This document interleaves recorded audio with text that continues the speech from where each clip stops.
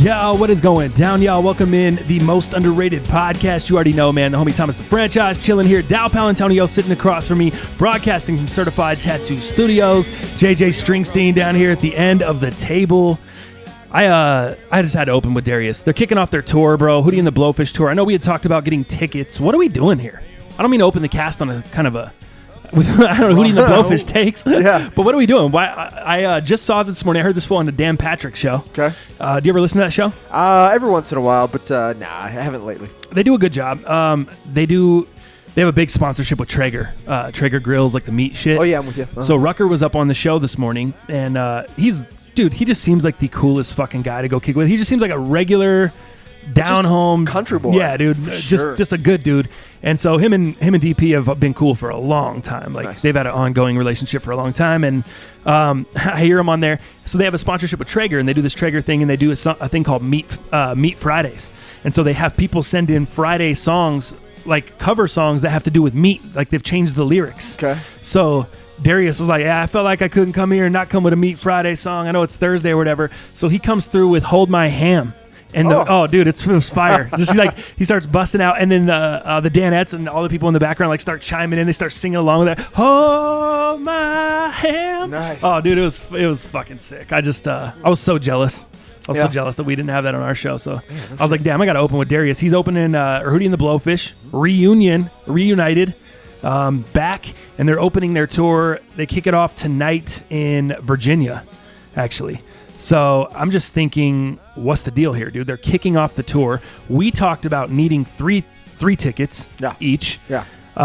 And we don't even have one. Well, we don't have anything. I didn't know this was going to start off with Shade Fest 2019. Shade Fest? What do you mean? What is there Shade Fest here? Throwing some shade at me already. No. I'm just asking what are we doing. It sounds like you're taking it that personal. I'm just asking what we're doing. How is this Shade Fest? Am I throwing shade at him right now? No, you're both taking the L's right now. Yeah, I'm just saying, Doug, what are we doing? Are you still trying to go to Hootie? Did you know the tickets were even on sale? I'm already ready already. Did you change your mind? I haven't heard anything about it. They're very expensive. Oh, they are. But it's worth going. Jev, however, has picked up his. Oh, really? So so you are taking the L then. I am throwing shade now because you knew all this info and you haven't filled me in on anything. Yeah. Hey, bro, Jev got tickets. They're kind of expensive. He's just still trying to go. What are we trying to do? What are we?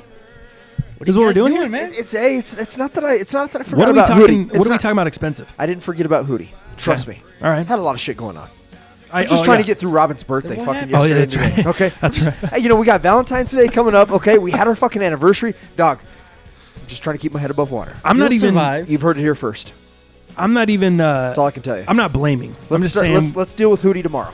Okay? All right. Let's deal with Hootie tomorrow. Yeah, on this... But yes, I'm already down. We need to get tickets. Let's get some general admission. Let's go sit on the grass, maybe smoke some grass, and call it a day. Sounds great. That's dude. it. Sounds like a fun time. I'm only seeing up through July 28th here. But that is a show I'm not missing, so correct. I will be there. I don't care what I got to do. I don't care if I got to sneak in March Madness style. If I got to, if I got to get a fake security jacket and sneak in, I'm gonna be at that show. I don't care what I got to do. I'm gonna go see Hootie. If I got to temporarily work as a beer vendor, I'm already there. No doubt. Yeah, I'm seeing the Blowfish. I don't give a fuck. I'm up in that bitch. I'm trying to hoot, scoot, and boogie. Exactly. Okay, dude. We got a lot of love. For the F-bombs. My aunt called me. She's like, hey, I'm on my way to the doctor. She's getting a little mole removed. Sure. And she's like, I'm on my way to the doctor. I'm getting a mole removed. I'm just listening to the cast. I just wanted to tell you guys, awesome job. Like, you really cut down on the F-bombs last show. Like, it was cool to hear you talk about it and then follow through with it. Did a good job. So we're going to try to continue that. Just not use the F word as filler. Yeah. Or as crutch words. Act like we're professionals here, damn it. We're trying to be.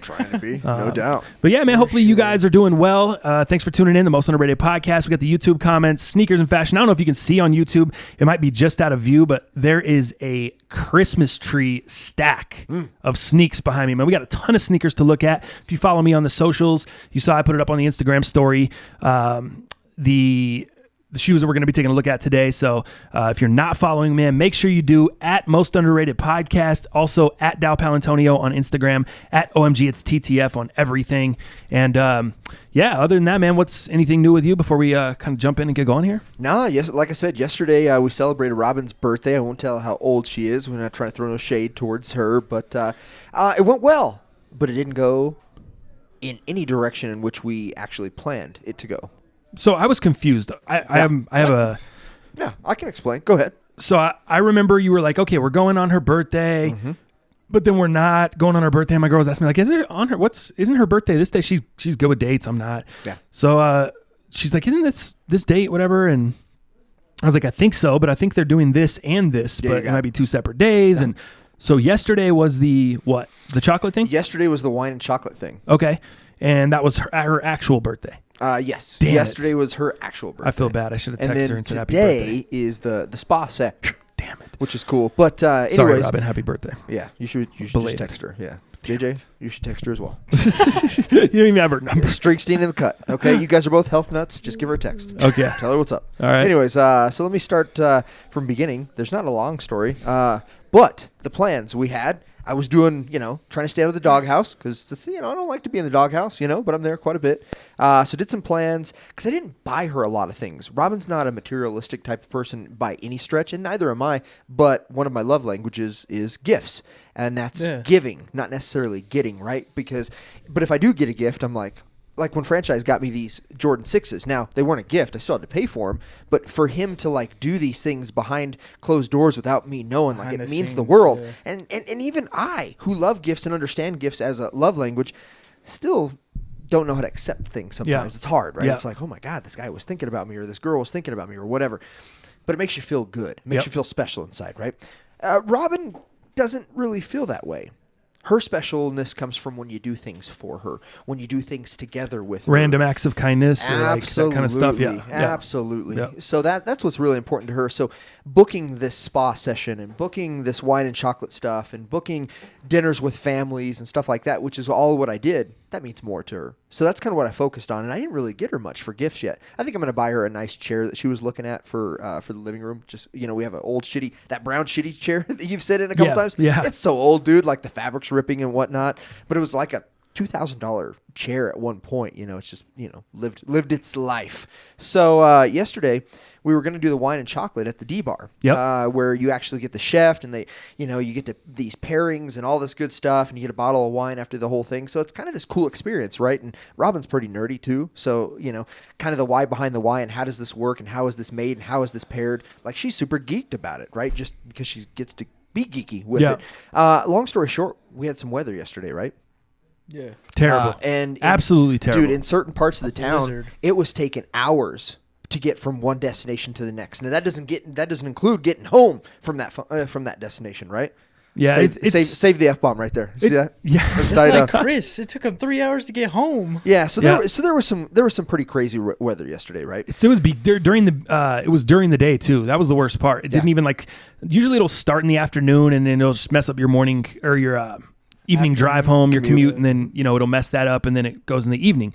This literally started in the morning, really early, 6 o'clock or so, 7 o'clock. Ish. Started snowing, and it didn't really stop until around 5. So it snowed all throughout the day, just blizzard up everything, killed people's drives. It was crazy fog in certain areas, and then after that, after 5 o'clock, it chilled out. Then it started again from 8 p.m. until about midnight or 1 in the morning, depending on the area you were in. Not huge flakes, but still just a mess. I mean, we decided, we were like, hey, we don't got to work today. Let's not do the whole hour and 45-minute drive in like we did last week. Sure. Coming in here. I mean, I was already exhausted by the time I got to the cast, Yeah.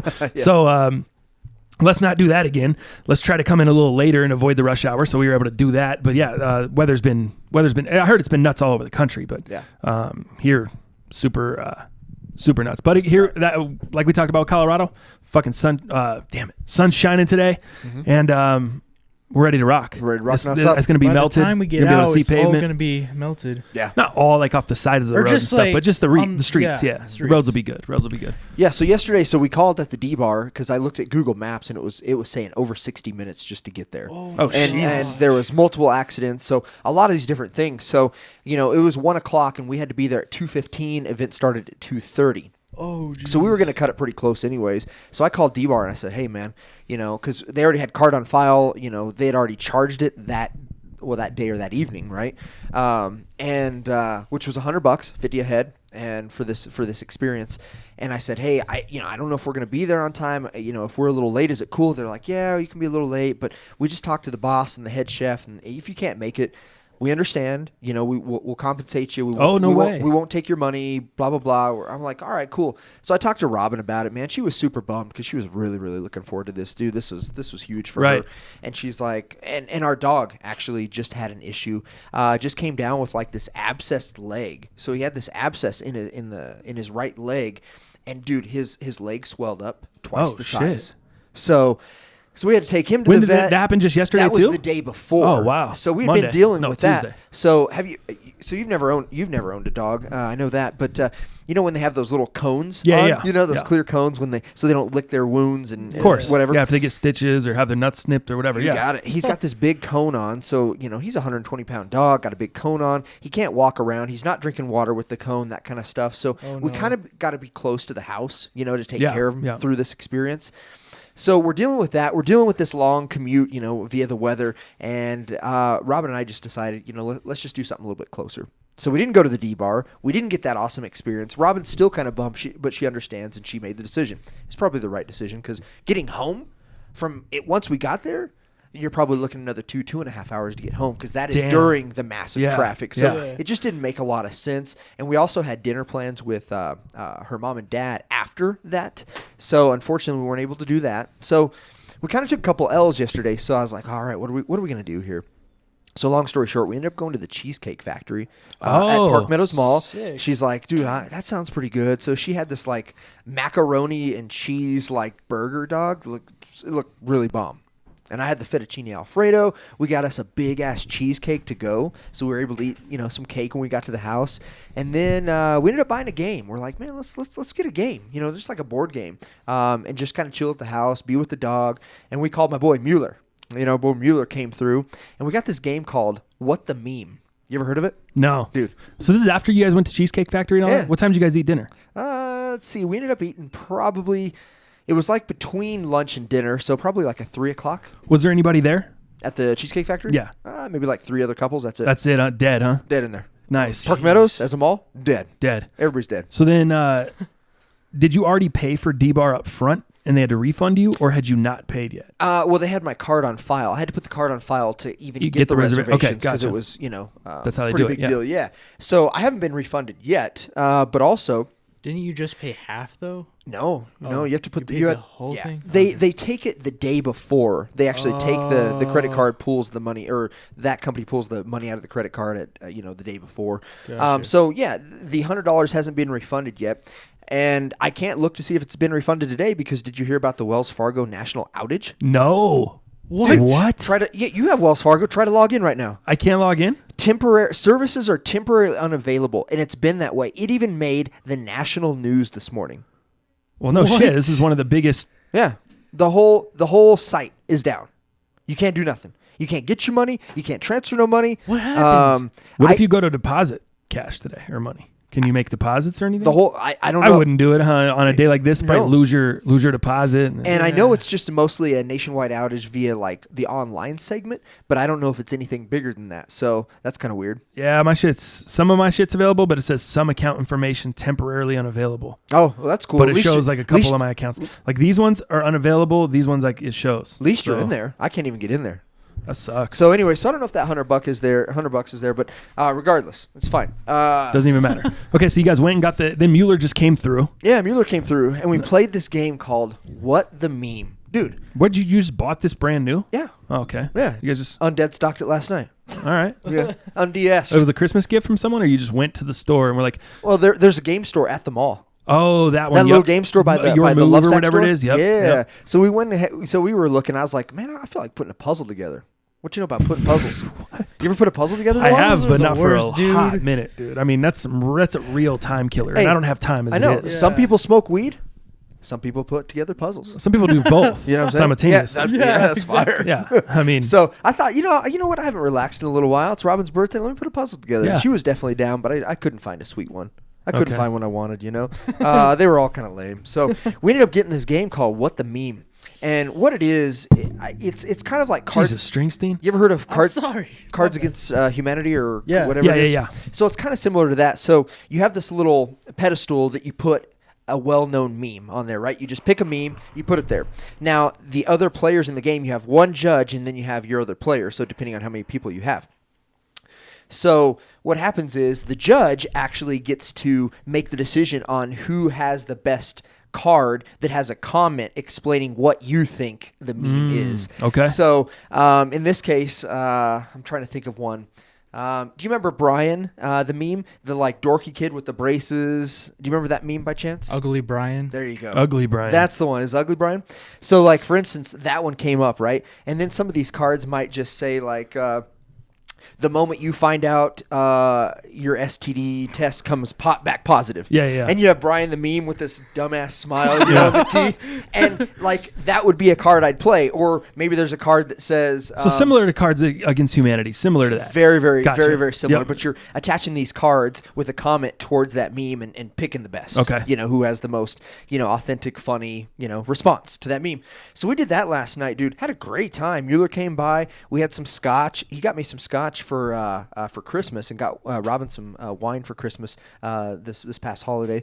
So we were drinking some of his scotch. We were having some beers last night. It was good. Nice relaxed session. Had the Chill. fireplace going. Yeah. Had the San Antonio Spurs and the Golden State Warrior game, which was Blowies. absolute trash. Yeah. Blowies for sure. Blowout. I feel Joey took Spurs plus 14.5 last night. I was like, oh bro, man. that's a rough. What did they end up losing He's by like, like 36? he's like, Spurs are solid. Spurs are a good team. And I see where he was going there, but at the same time, Golden State's just they've been crushing everyone, dude. Ever since they got serious against the Nuggets that night a couple weeks ago, no doubt. dude, they've just been kidding. serious. Like Well, they've been playing no games. And having Boogie Cousins back hasn't been a bad thing. No, either. no, that guy's doing dirt after an Achilles. I thought it was going to take a little bit for him to get acclimated, but I think we all did. they've been running it, dude. For sure. Straight running it. So that was kind of the celebration. Now today we're looking at doing a little spa. Spa, yeah. Here at I think it's 2:30 is the spa sesh. So that should be pretty cool, man. Get a little rubbies on. You know, no happy endings, unfortunately. Yeah. But, Good time. Yeah. But yeah, that's what we got going on today. And I think Sounds we're fun. gonna do dinner somewhere. Probably. Have you ever heard of Los Dos? What's the Patrios? spa you guys are doing? What? The place. I think it's pronounced Jalan, but it's Jalan. Okay. I'm looking for a thing. I'm setting some up as well. So I'm setting. Good man. Yeah. Got to Check that place out. Got to get that all set up. I'll let you know how it goes tonight. I'm gonna do that today. Okay. Yeah. I guess JJ. Jesus. JJ. Oh, he doesn't have the headphones in. It's my fault. I fucking got it, guys. I messed up. Well, JJ and I were both at the damn Best Buy together. Take that L on the way out. The other day, and we forgot the damn adapter. Yeah, looking for a charger for the drone batteries, dude, and we forgot the adapter while we were there. So I'm sorry. My bad. That's I don't have the headphones. You're tapping the mic stand, and it's like any movement comes through like so good. So like anytime you bump the table, anytime you clank off this thing, it's like a freaking crash cymbal in here. I feel like I'm in a studio and someone's playing the drums. It's all over the place. No, I'm just letting you know. But it's your fault because you don't have the headphones and you can't hear, which is my fault. So essentially, it comes back to me. Yeah. It's my fault, but I just want our listeners to have a better experience. But I still Take that L on the way out. Yeah. You know how it goes. So you guys were able to at least get around last night. Did you see Elton John was in town last night at Pepsi Center? Oh, was he? He was in Yeah. town, dude, and it was nothing but olds down in that, in that thing. Totally. Like, just ton of old people. So I saw it on the news, and people were going out, dude. But I saw you could get tickets as low as like $56, dude. What? Super, super low for the man, for Elton. So he was there at Pepsi. I saw Elton in Vegas. He was doing a residency there for a few years at Caesar's Palace. Sure. And I saw him his very last the show of that residency. I was there with Vitzer and Mandy, and it was actually for their I think it was wedding anniversary or something. Gosh, I'm such a bad memory with like specifics on shit sometimes. Like events, specific events. Yeah, I don't remember exactly. Dates. I don't know if it was I think it was something like that. But anyway, there's a bunch of us, a big old group, a bunch of family, friends. Oh, dude, it was so sick. One of the sickest shows. He killed it. Yep, I had on a fire suit. Here's what I remember from that Elton show. Very quickly for you guys. I had on a fire suit, dude. Super sick suit. It's Vegas. I'm sitting next to Vitzer, and Mandy's brother decides to buy everyone whiskey shots. And these are expensive, dude. We're at Elton John in Caesar's Palace, in the theater inside Caesar's Palace, which I didn't even know existed. Literally, I've walked by that theater 100 times. You know what I mean? Like, I've walked by that thing not even knowing it existed. There's some little steps and these doors that open up, and all of a sudden there's this huge, massive theater inside here, dude. Yeah. Massive, double decker, like seats above. Huge, right? Huge, yeah. So you go in there, and I'm in there. He buys whiskey shots for everyone. For one, I don't even drink whiskey. I'm not a whiskey guy at all. Whiskey's my absolute, or my least favorite. Is that your nemesis? I don't like the taste. I don't like the way it makes me feel. I'm out on shots anyway. I'm too old now. I'm not doing shots anymore. Okay. I tell friends that all the time. Like, I'll go have a couple cocktails, but I'm a couple drink guy and smoke some weed. Sure. That's my ideal buzz. I'm not a get super liquored. Never. I don't know. Just don't have fun, man. Don't have as much fun. Don't feel good the next day. I want to take a nap. Yeah, not good for me. So we go into Elton. This fool buys everyone shots. I don't drink whiskey for one. For two, I'm not in a shot mode. So I'm like, dude, I'm not drinking this to Vitzer. So I like set it in my cup holder, and I was like, if he wants it, he can have it. I'm like, dude, I'm not drinking this. So everyone's house, a bunch of people take shots. Vitzer's like, yeah, I'm not drinking this either. Like a little bit later, like a couple minutes later, he's just been holding it. And we're talking or whatever, and he decides he's not going to drink it. So I don't know what he was thinking. I think he was thinking I drank mine. So he goes like this and just drops his cup into my shot cup as in the cup holder. The whole thing just splashes all over me, dude, all over this suit. My arm is soaked. My leg is soaked. My jacket's soaked. I'm literally sitting there, dude, in my chair just like... Hold me closer, Tiny Dancer. You can't hear it. But anyway... I'm literally sitting there in my jacket, bro, soaked, smelling like whiskey, which I hate. I hate the taste. I hate the smell. I hate everything about it. And I'm just sitting there trying to enjoy Elton. And this is like early in the show. This is early on. But dude, once he started getting into like freaking this joint, Saturday, Crocodile Rock, dude. Once he started getting into all the hits, bro, Rocket Man, I didn't even care. I was just like, whatever, dude. I was so. Eyes were glassed over. It was just me and Elton. Play career, Russian roulette. Never even see me blink or get to busting a sweat. It's Marshall for you guys if you didn't know. Anyways, so super dope. Then he goes off the stage. He's done performing. He comes and we're like, oh, this is sick. What's he going to do for encore? This fool comes out and starts doing Lion King. Fucking Circle of Life, dude. The Lion King songs that he wrote for the encore. Oh, it was... That's insane. If you ever get a chance to see Elton, I don't know if that's just because it was Vegas, but that's the only time I've seen Elton. And I would have paid double. It was awesome, dude. Wow. It was so awesome. So I've said it before on this cast. I'll say it again, man. If you get a chance to go see these legends, go see them before they're gone. Yeah. I mean, I regret that Tom Petty decision so bad from Red Rocks a couple summers ago. Like, I just regret that so bad. So go see these legends, man, when they're out and about. But I just wanted to share the Elton John story here because he was at Pepsi Center last night. Yeah, that's too dope. So... he was there. Looks like everyone braved the cold, though. I guess it was still a super packed out show, but you could get cheap tickets if you wanted to see him last night. So that was cool. Moving on, man. Anything more you want to hit on before we kind of jump into sneakers and fashion and everything there? I think we're good to go. Cool.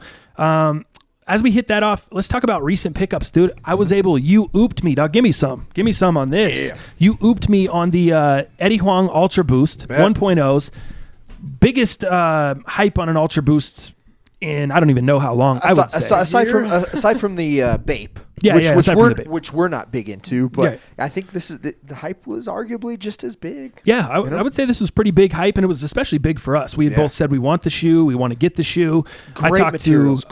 Yep, I talked to a couple different people that said, "Hey, I don't want to pay $200 for it," and I'm like, I don't know if it's going to go under retail though, bro. Yeah. I mean, you might not have a choice. Sure. Like if you want the shoe, I just don't know that it's going under retail, and if it doesn't go under retail, that means it's going to probably have a little bit of resale value, so you're still paying over $200. So unless you got a Connect or something where you can get it cheaper than $200, I don't know. Yeah. I don't know if this is just not going to be that shoe. Mm-hmm. This is going to really, we'll see. I think we'll see with this one. We'll really, because Vape, that would sell out regardless. Yeah. With this one here, this is really going to test the metal, and we're going to see where Ultra Boost stands with this. We'll be able to get a little bit of a gauge because this is the first thing they've really done that's felt a little bit special in a minute, dude. Yeah, I would say. Would you agree with that? Yeah, and I would say special from not only just the quality, which we discussed last cast, but the packaging, the box, the story behind it. And this guy, so Eddie Huang, like we talked about, a chef. He's this immigrant, this kind of worked his way to the top, and and now an influencer in so many different regards, an author for gosh sakes, a lot of different things going on. What I just noticed though You got a size 12.5, correct? Yeah, dude. That's the unicorn Dude, size. I got so lucky. Let me tell you something. So a lot of people haven't gotten their pairs yet, right? Because most people ordered online. Places like Denver don't have anywhere in town where you can get these, right? It is what it is. I just looked on StockX. Now, I say this loosely, but the lowest ask on that 12.5, $650. Holy Wow. Now, the highest bid is only $300. But regardless, that size is sweet, dude. That's like the best size in a big man size. That's like the best size to get, whether it's Ultra Boost, whether it's Yeezy. There's just not as many made. And dude, when I ooped you that and said, dude, 12.5's available, you need that. Go the half size up because it's the 1.0. Yeah, and I text you right away, and I clicked 12.5, and I was like, yo, am I going half up on these? And I was like, I don't even care if they don't fit right. I'm going half up just because you want to get the 12.5. But in all my 1.0s, I only in every 1.0 I own a 12. And I wish I would have a 12.5 because I have to pull the insoles out. So I assume this is the same kind of fit. I just getting the 12.5. I'm super geeked to have it. I wanted the shoe. I'll probably hang on to it a little bit before I unds it. Yeah. Just to see what the market does on it. I always tell you guys, I mean, everything I have is for sale for the right price. Always. You know what I mean? Mm-hmm. It just is. If you're in the sneaker game, me personally, I can't afford to just buy sneakers and stack sneakers every time. I have to sell old stuff to be able to buy new stuff sometimes, you know, and that's how I do with a lot of my collection. That's how I keep the rotation I do. I know you do that a ton. You're probably on that more than I am, but, I think this is a pair I'm going to hold on to for a little bit, just see what the market does. Maybe wait till spring or summer. Obviously, the weather around here is not making me want to bust them out any quicker, so I'm not in a rush. But I'm excited to get the box, see the packaging, all that. Appreciate the oop, my dog holding me down right there. That was dope. I had to. You got me ooped on those 6s, man. Yeah, looking out, dog. Just fucking teamwork. Teamwork makes the dream work, man. It's the same way. Look at my relationship, just like a team, like partnership.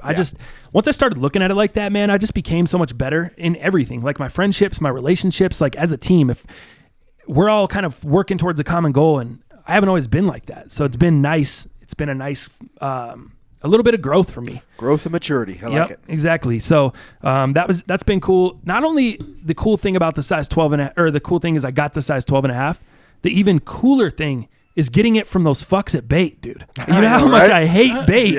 And the fact that I got the 12.5 from Bait just makes me so much happier, dude. Like, I'm walking on sunshine. Where's my song? I need that song right now. Walking on sunshine. Don't it feel good? All right, there we go. Karaoke for you guys. No instrumental there behind it, but actually, that was terrible. We gotta kill ourselves on that one. Walking on sunshine. What are we doing? All right. So sneakers. Should we get in? Let's just. We got so much sneaker stuff. Let's take a look at all the sneakers first. Okay. Let's take a look at all the sneakers and then we'll talk sneakers because it's like a kid on Christmas. There's a lot of stuff waiting here for us. So let's get into the first box. I'll pass these to you. These are yours. Let's start with the worst. No, these are probably the best shoe on this pile. This is probably the most comfortable shoe on this pile. I will tell you that. All right. So I saw these on, I think it was Jimmy Jazz. Don't kill me on that, but I think it was Jimmy Jazz. And these things came up on my feed for like super cheap. We know Boost. What's super cheap? Well, let me get to it. Okay, so we all know Boost is dead. All right, in terms of hype and resale, right? Boost is pretty much dead, except maybe for the Eddie Wongs and the Vape Ultra Boost, right? It's like varying. Yeah, there's just you don't buy Boost to make money like you used to. It's just what it is, man. It's not 2 years ago, unfortunately. But these are a pair that I actually really like. I had one pair and sold them to my boy Muzzy, actually. But this was one of the best lounge around pairs. This is a pair you don't want to be standing in for 6 to 8 hours. But some people have UGG house shoes. And I think those are great. I have a pair. I would actually rather wear these around the house. So doing errands around the house, inside the house, outside the house, just staying close to the house, about a 2-3 hour mix. There is nothing more comfortable than these. So not even slippers? Not even your shattered backboards? Nope. These are better. So Nope. So these came up on my feed, and they were like $60 with shipping. Well, that's not so bad. A stupid great deal. I'm not trying to break the bank here. I'm like, how $60? How would I not want to buy a pair of Boost for $60? No doubt. And it's one of the best lounging shoes I've ever had. That has dropped that much. And this is one of the only pairs that I know in this model that actually comes with an extra set of laces, which I thought was fire too. Seriously? Oh, really? Okay. Yeah. So this is the STLT NMD. Shit. Pretty sick, dude. Actually, I really like this blue. $60, dude. $60. I'm a fan. Extra pair of I'm a fan. white laces, dude. Dallas, that's a great pickup, dude. I love this I don't don't want to say I was going to kill you on this, but I was just actually I don't think I was ever going to kill you. I was just kind of like, Yeah. I don't know how I feel on the STLTs. STLTs. I know Ted loves them. Yeah. I know there's a bunch of other people that say they love them. I have not even tried a pair on. Is this your first pair of these? Second pair. I had the yellow. Bumblebees. Yes, I had the yellow yes, and blacks. I thought I remembered that. What do you describe the fit like to the traditional NMD? Traditional NMD. So go Same shit. half size down. Half size down, same thing on these. Yeah. Even though it's got the I guess it's not. I always thought this was stitching, bro. I always thought this was lined stitching across the top of the prime knit. It's not, is it? It's actually just part of the prime knit. Just part of the PK. Interesting. So you don't notice. So that's why the fit doesn't really change on these. Some people said you feel more locked in. I think that's BS. Really? I don't. It feels like a typical NMD. Okay. And always go a half size down in these. Unless you want to put an insole in, then you might be able to go, you're true to size. But I don't like NMDs with insoles personally. I don't know. I know some people with that exposed boost inside, like Robin, for instance, she hates the way that feels on her foot. So she has to have an insole. So for those people, you might just go true to size. I wouldn't go half down, but typical NMD, super lightweight, same sizing that you always done with an NMD. I just really love these shoes. Outsoles all the man. same, yeah. Dude, I'm a sucker for navy. Yeah. And then navy and red. Yeah. That always gives me that classic vintage Tommy polo kind of vibe. So I love navy and red together. Yeah. I'll never turn down navy and red, dog. Yeah. Like I can never have enough navy and red. So the fact that the red is super subtle in the prime knit here, but then you have the white and red hits, like how the sock collar is white, and then you got the peppermint highlights that look inside. shit is pink dude. almost? Nah. Nah. I have sunglasses on. No, Maybe. it's No. it's definitely more red when you look at it. Look at it close, JJ. It looks red. It's definitely more red. It's almost like a 4th of July subtle. That's what I a was subtle thinking. 4th of subtle July 4th of joint. July pair, dude. Yeah. No doubt. That's exactly what I was thinking. Red, white, and blue. What do you think? Are you still thinking pink? I don't know. Put it up to your shirt. It's the same as your shirt. What do you mean? Yeah, Or your hoodie. What? Yeah, what? JJ, Hype Beast 2019 over here says, nah, man, they're trash. No, they're dope. They're You like dope 'em? shoes. I can see the red now, but like for some reason, like it comes off pink to me for some reason. Oh. I don't know. You're hung up It's on the weird. color. A little No, bit. it's like a dope shoe. I would get it if I could, but like I don't know. It's just tripping me out. Should I have ooped you Well, a the pair good news as is well? you No, can. I'm good. These could be yours for the low price of $60. So I would get them if I could is no longer the excuse. I'm I just fucking still with you. have better things. I know. to- I'm just fucking with you. I'm messing Quick with you. I'm sorry. question though. Yeah. Go ahead. Fuck, I just forgot what I Hey, wanted to easy on ask. the Fs, okay? I'm sorry. Darn My it. bad. Darn it. I forgot what I was gonna ask. Oh yeah. Okay. Is this when you said with the laces and everything? Mm-hmm. Is this the only NMD that has 2 laces? One of the not NMD, just the STLTs. Yeah, just he said it's one of the only pairs. STLTs. I haven't seen any other STLTs with a second pair of lacing. Okay. So just this model specifically. Now there may be out there, and I'm sure our people in the comments will let me know. Just But hit us up about it. yeah, but not all STLTs come with a second pair of lacing. I thought that was tight.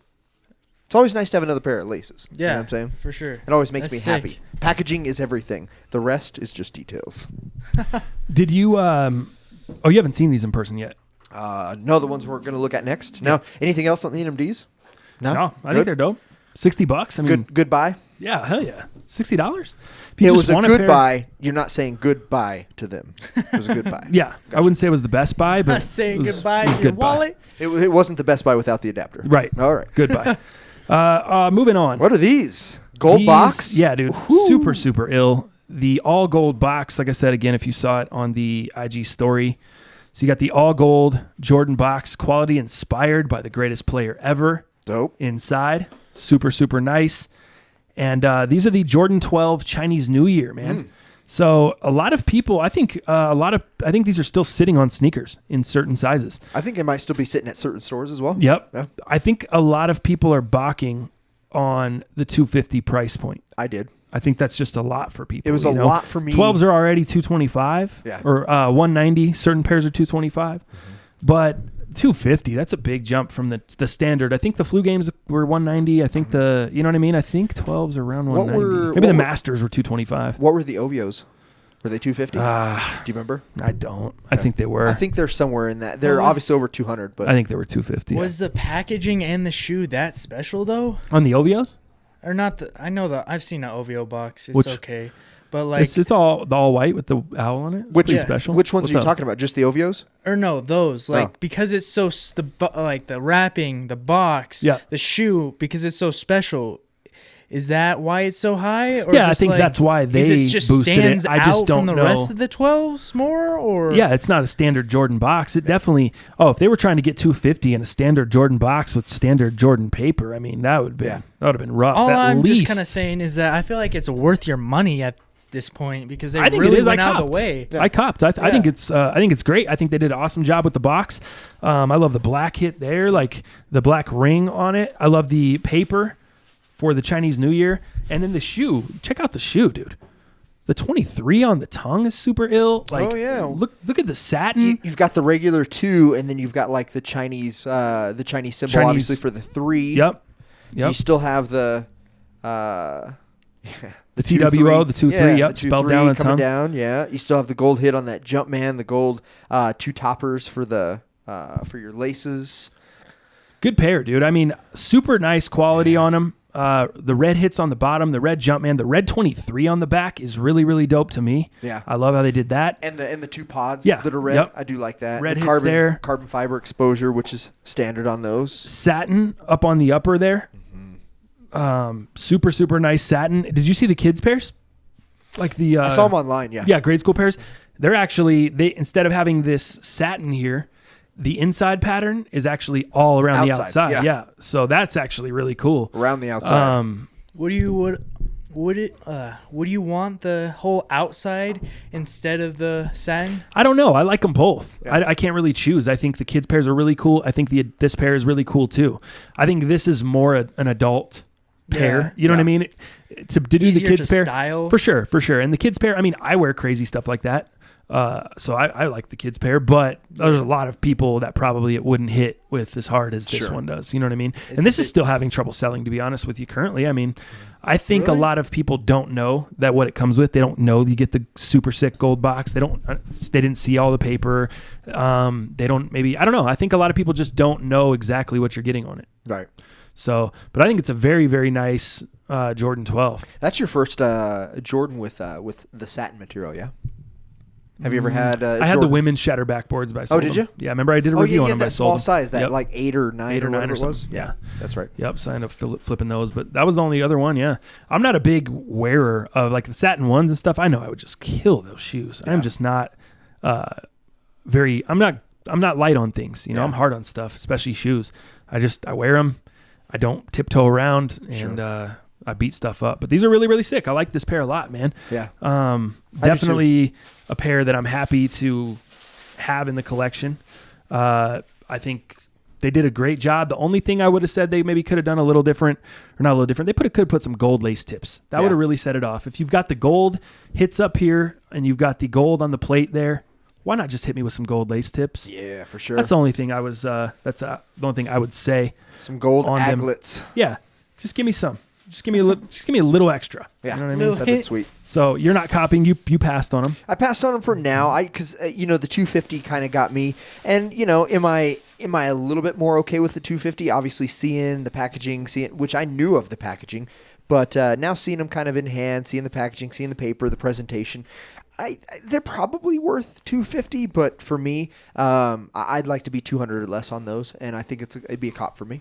What were you gonna say, JJ? Anything? Oh, are you a big fan of 12s? Fan of 12s in general? I've only had one pair. I've had 2 pairs of the same shoe, just different years. I've had the flu games. That's the only 12. Oh, you never got the French Blues? Nope. Oh shit. The I really liked that pair. I got rid of them, but I liked them. You wore them a lot. Yeah, I like. Yeah, that's the only pair of 12s I've ever owned. Is 2 different retros of the flu games. Oh, nice. So These ones here came from Nike sneakers. This was my pair. Oh yeah, I got lucky on the shock drop. You tried to oop me, but dude, they sold out quick. They sold out quick, and I still end up getting you your pair before these anyways. I know, so it didn't even matter. You got the super shock dude. drop. I can smell them over here. They smell so bad. Smell them over here, dude. That's the thing about these sixes. Wow. If you've ever gotten shoes, replicas, fake shoes, whatever you want to call them, they all smell like this. That's what's so crazy about the Jordan 6 is, dude, literally this shoe, I mean, it smells like it came right out the factory. And that's what happens with fake shoes. A lot of times when you buy fake shoes, they're not ready yet. That's why they take a little bit to ship to you, and they ship them through DHL or whatever, any of that stuff. When you buy fake shoes, man, or replica shoes, they smell like this. And that's a dead giveaway if you're authenticating. If you have a Jordan 1 that smells like this, a Jordan 12 that smells like this, most silhouettes do not smell like this. Jordan 6s do. I think there's maybe another one or two more pairs. I can't even think of the last time I've had a shoe that smelled this bad. So if you are going for these infrared 6s on February 16th, be aware, man. The smell it's brutal. It's gluteal for sure. Knock a man out, sure. No doubt. Well, yeah, and it's totally different than the ones. I actually like the. I love the one smell. I love the one smell. But these are more of like because they're sweet. The one smell is like a sweet chemical glue. Yeah, this is more of like a sweatshop factory. This is nail salon. A little bit of butthole fart glue. No, for real though. This smells like nail polish remover to me. That's what it really smells like a nail salon. I guess it does, yeah, a little bit. It's just nail polish remover. Yeah. If I can get you to the closest smell. Exactly. Acetone. Yeah. I know all about acetone. Remember when the NMDs? Dude, yeah, taking the stripes pairs? off. Dude, my fingers still hurt from that. Yeah. Good thing I didn't get landscaping duty. Should have used gloves. Yeah.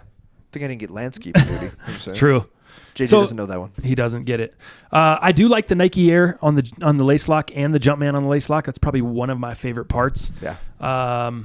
My Nike Air's got a little bit of a snag in the oh yeah, in the swoosh. Little snag. Nothing I can't take a lighter and just real quick. Yeah, tighten it up a little bit. It'll be fine. Did you see like where you have access to your air bubble? It looks like the cut was a little janky on the cut around the air bubble up a little bit. I didn't see that. Not on this shoe. This one. The left one looks good. I guess this is the right.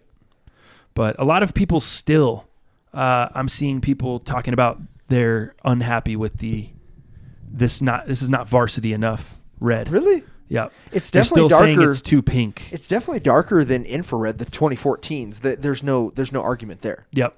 But it's like almost I kind of agree. It's not true varsity, I think. I think it's an in-between infrared and varsity. It's like they took the infrared down a little, but it's still not varsity. Does that make sense? Yeah, totally. And I don't think they're marketing it as varsity on sneakers though. It says infrared. Yeah. So I don't know if the varsity, a lot of the stuff we were seeing about varsity when it came out, that might just been people, I don't know, blog sites talking and stuff like that. Speculate. Yeah, because I don't think Nike ever came out and said we're going back to doing varsity. Right. I think people just assumed from pictures that it was going to be closer.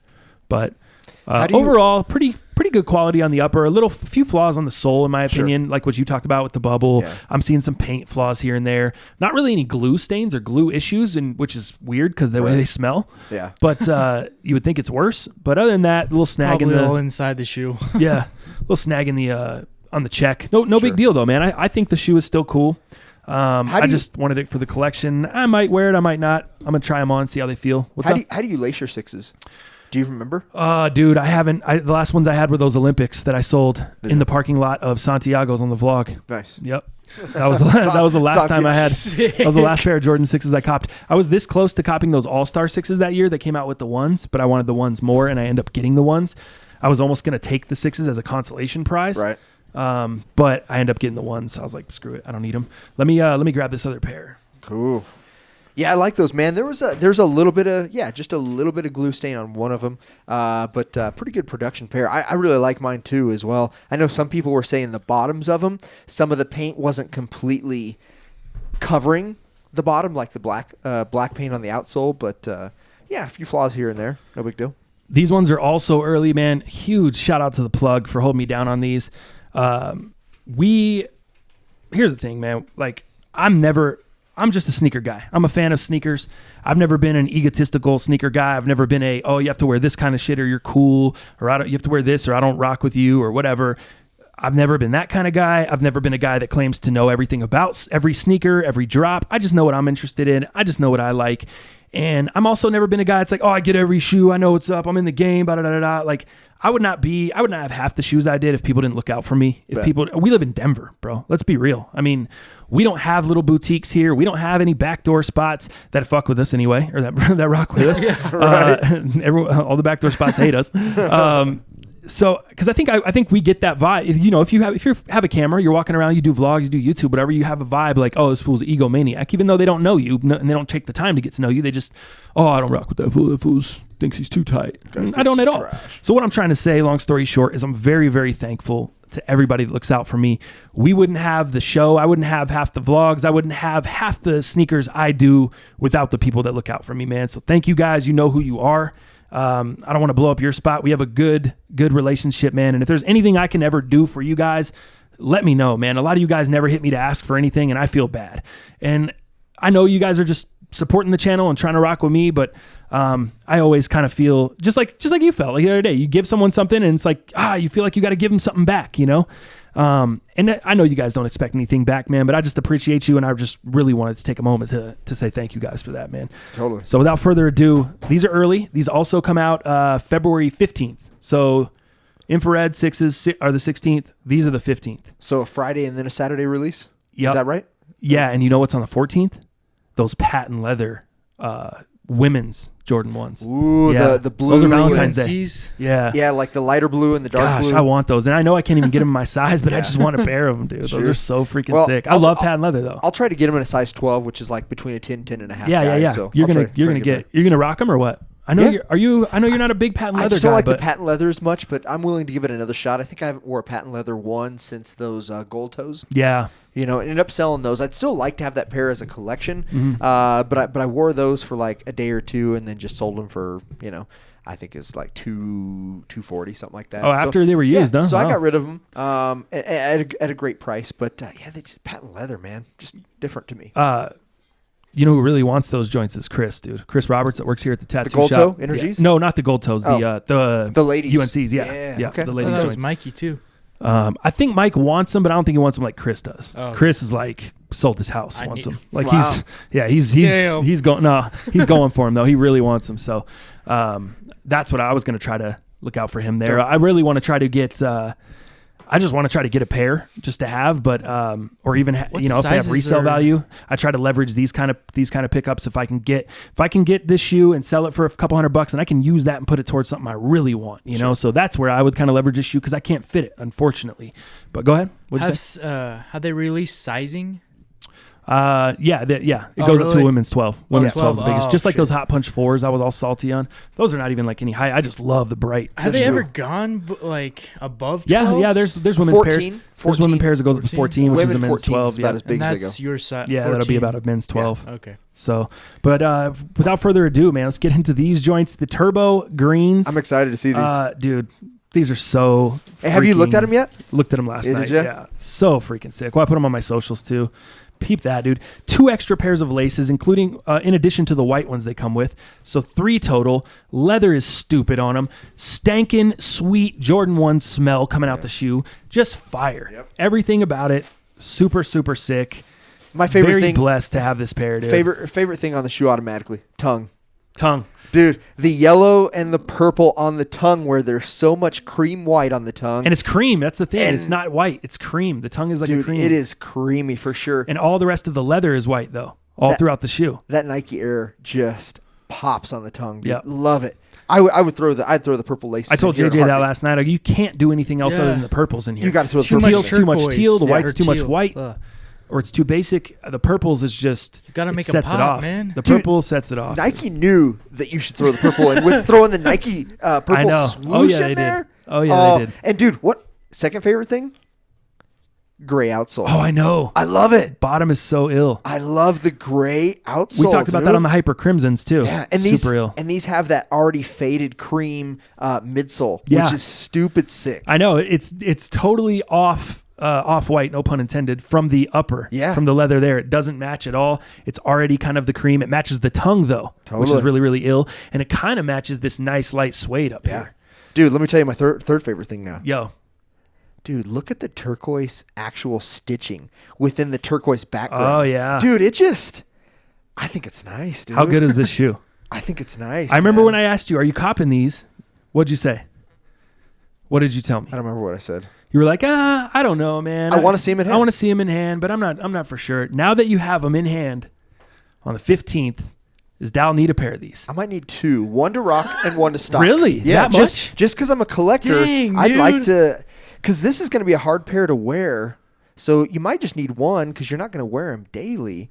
But the gray outsole, the cream midsole, the turquoise stitching that just pops behind that like seafoam green, and then the purple, the cream tongue, dude. I know. I can't see a thing that I don't like. Now, some people might say they don't like kind of how they're doing kind of the off-white. I love that part. I love on the that. tongue, which I love that. Yeah. And then I think other people and I'm talking for these and the crimsons, having the writing on there. I've seen people bitch about that too. Those are the only 2 things people are really bitching with these crimsons and these green Turbo joints. greens, yeah. Yeah.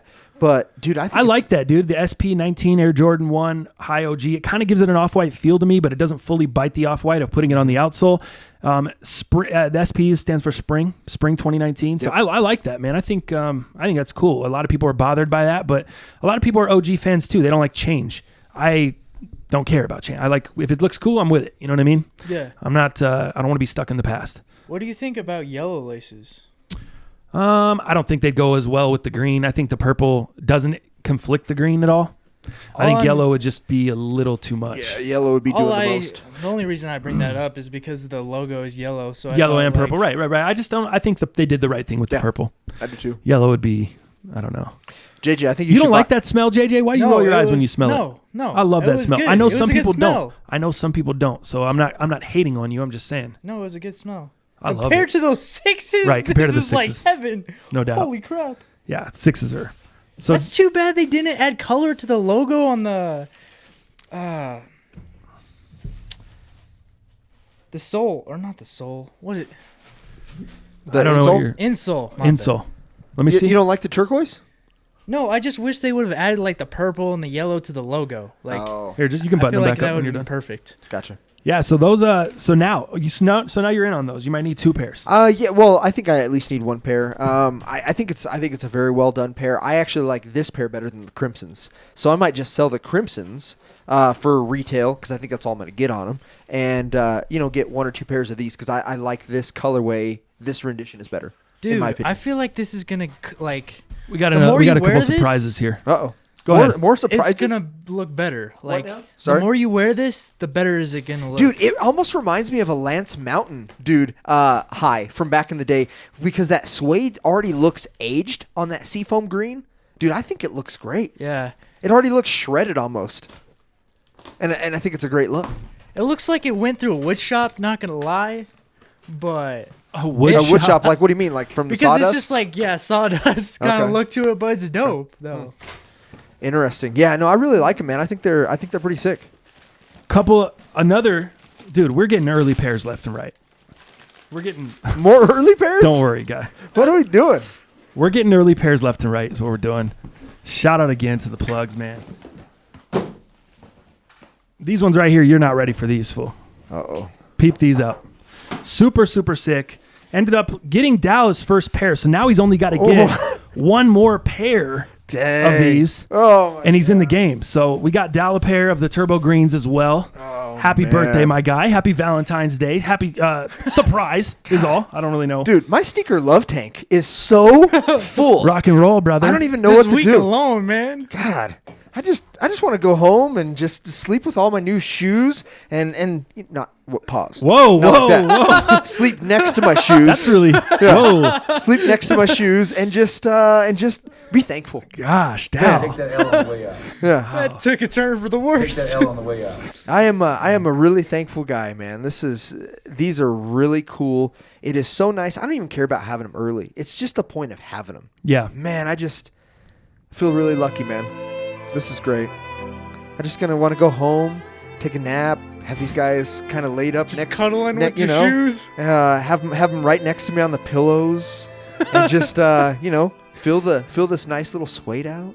Whoa. Take a look at the stitching. Oh, this is. Talk about how nice the the yellow is on your tongue. Talk about the cream of dreams.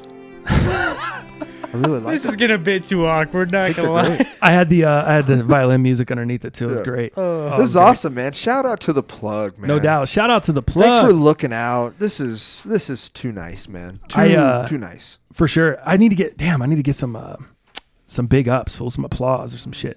I got all kinds of negative stuff on my soundboard, but no positives. I need some hand claps. I need some good things. Yeah, JJ's turning it around, like so maybe we don't have to have so much negativity. Not right. JJ's kind of turning it around. He's getting better, but we just we're still trying to trust. Okay? For sure. Yeah, I know. So I don't blame you guys in the slightest. Wow. We got Dow laced with those. We got another surprise. Stringsteen, this is actually for you. No way. Stringsteen in the cut. So check it out. That's actually for you.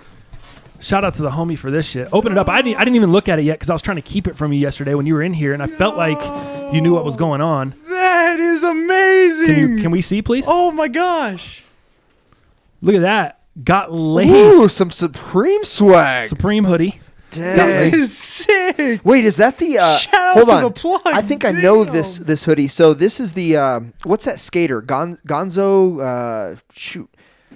I'll have to look it up. I don't know. He was sponsored with Adidas for a while, had his own signature model. I think it's like Gonzo or search Mark Gonzalez? Yeah. Okay, Gonzo, yep. Yeah, I think this is the Supreme Gons collab, if I'm correct on that. Yeah, wow. Because that's also Gonzo. they also had decks that they did with the same type of logo. But if you do Supreme Gonzo collab, I think this should come up. This is fire, man. Nice green, just Kermit the Frog. Well, maybe a little lighter than Kermit the Frog, but yeah, real heavy duty. That's nice, dude. I like it. It's good shit, JJ. That's crazy, man. JJ what in the cut. Hell? Yeah. I'm looking him up right now. Yeah, dude. It looks like. Is that what you're seeing? That's the one. It came in a few different. That is nuts. It looks like it came in a few different colorways. Yeah. You know do you guys notice the super unique thing? Let me show me the tag on the inside. This. Yep. Look at that, and then look at the logo on the front. You notice the unique thing about it? It's misspelled. Right. Supreme is misspelled on the front of that. Is it? Yeah, dude. How cool is it? It's something to do with the hoodie. I don't know a ton about this collection, but all of them online, I'm looking at it too. They're all misspelled like that. You have the Supreme logo on the inside, and then I wonder what the story is behind that. I'm gonna have to look this up now. I'm gonna have to read. I should have looked at this to begin with. Oh, there's the one you have, JJ. The green joint. Yeah, and it's And it is the Gonzo though, right? It's the Gonz logo. Am I correct on that? Yeah. Or is it, because there's a couple different ones. Supreme Green Gonz Ram Zip Up Hoodie is what it's called. Gotcha. Yeah, because I found the Ram skateboard deck. Yeah, Gonz Ram, because there's the matching deck. So what is the deal with the that logo being misspelled? I don't know. Let me see. I don't know actually, and why that is. We're not big Supreme guys, you know. That's what I'm saying. You know, I didn't even. I knew JJ was getting laced with some heat, but I didn't know. So it's huge. Again, huge shout out to the homie that sent that through, man. Jeez. Big time love. Oh my god. Big time love for that. Yeah, no doubt, man. Getting laced lately. The stuff, man. Never asking for gifts, but always appreciated shit. Helps our content. Dow able to get these early. Yeah. We got all this shit's early, killing it, man, killing it. I don't even know what more to say. Just happy birthday to JJ. It's not even his birthday, but yeah, it's all good. Christmas in February. Oh shit, nice. Any more releases or anything you wanted to move into that you're looking to get? Releases per se. Other than those, obviously you're going for on Valentine's with the UNC joints. Yeah, I mean, obviously just to. Oh, we both took L's this morning on the sneakers. I think everybody did. Yeah. On the Off-Whites. Yeah. Air Max. No, for sure. The only other thing, obviously, this Saturday, what is it? The ZX, the 4000, the Adidas 4Ds coming out. I'm in 3 or 4 raffles. I've got a couple homies in the raffles. Bait, because they were closed. I don't want to give them any shine. But if any last minute people trying to get in the raffle, Bait was closed yesterday, which should have been the last day of that raffle, but they are doing it today. So I might go in there. But I'm in like 5 or 6 raffles. So we'll see. Dope. I'd love to have that shoe, though. I'd sell half my collection for that shoe. No, you wouldn't. I would. What? The Off-White? Maybe just all my GRs. I still have like 8 GRs. The Desert Off-White? Is that what we're talking about here? No, we're talking about that ZX 4000. Oh, you need that. Yeah, I need dude. that. I don't even know anything about that sneak. I've seen it, and I'm just not. It's not for you? Nah. You think it's too elementary? Like you don't like the colors, the color blocking? I don't know what I don't like about it. I just know that I don't own any 4Ds currently, and that's just not one that I'm interested in making my first. Yeah. That'd be sick though. Like the stitching and the mismatch, man. Like that's perfect. I love the color blocking. I wish it would stitching. stand out more. To be honest, I wish it had like more vibrant. I guess that's what I feel really, like. It feels plain. Grab attention. It feels plain to me. But that's why I love it though. It's plain with a bunch of different colors, so it's a neutral shoe for the most neutral guy on YouTube. How many other colorways do you think are going to drop in those? Think it's going to start firing off more colorways? Are they going to be real? There already is a gray colorway of it. I don't think I have the name of it yet, but my boy Mike Cordoso on Twitter actually had the pair early, and I think his is a sample. This fool gets all the heat, man. It's incredible the stuff that he gets. I'm trying to see if I have a picture of it real quick. The thing that I guess I get in modes, bro, and right now I'm in like a winter mode, and everything picture I'm seeing with the shoe, you have to style it by showing your ankles. It's damn snowing and cold. Like I'm just not in ankle showing summer mode yet. You know what I mean? Yeah. And that's what this looks like for me. Winter, oh my gosh. You don't know what day is. Right. It just feels like, I don't know. It just feels like it would be a difficult shoe to style until summer comes. It's probably only a summer shoe. Perfect though. Wait. Dog, I'm getting sick of hoops, bro. Whenever there's a lot of hoops to do, I'm just getting so sick of the hoops to jump through. Like, I'm serious. I'm getting so bored with jumping through all these hoops to try to get sneakers. Well, I thought that's the thing. It's like... And certain pairs I'm willing to do it. Certain pairs I'm like, work behind it. Would I cop the shoe if I could get it a little easier? I might be interested. But the fact that I can't even try this bitch on, the fact that I have no idea on sizing, the fact that I have to deal with all battling bots and going and entering raffles and driving around town, that's all the stuff I look at to be like, does this make it really worth copping for me? Right. That's all the stuff. That's what I'm saying. It's not totally just the shoe. Oh, okay. Those are cool. So there's the gray pair.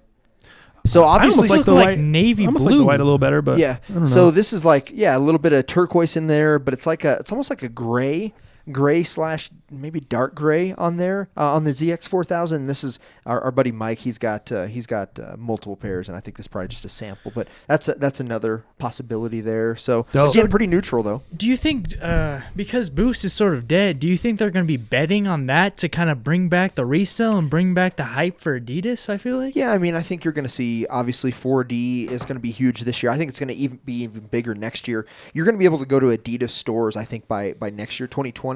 And be able to have a mold of your personal foot personalized with this 4D tech. So I think, obviously we don't have an Adidas store here, but, your major metropolitans, your Chicagos, your LAs, your New Yorks, you're going to be able to go into these flagship stores and be able to have a 4D sole designed for your specific foot. I think that's where Adidas is going. It's more of a runner. It's more of a design. It's more innovative with this carbon company. But is it going to save Adidas? No. Their first thing is marketing and PR. They got to get their shit together. Yeah. They've got to get their marketing and PR under control. They've got to get their name out there. They've got to be partnering and doing some crazy stuff. They need to get more into high-end fashion. That's where I just don't understand. Which is really ironic because they have my bad.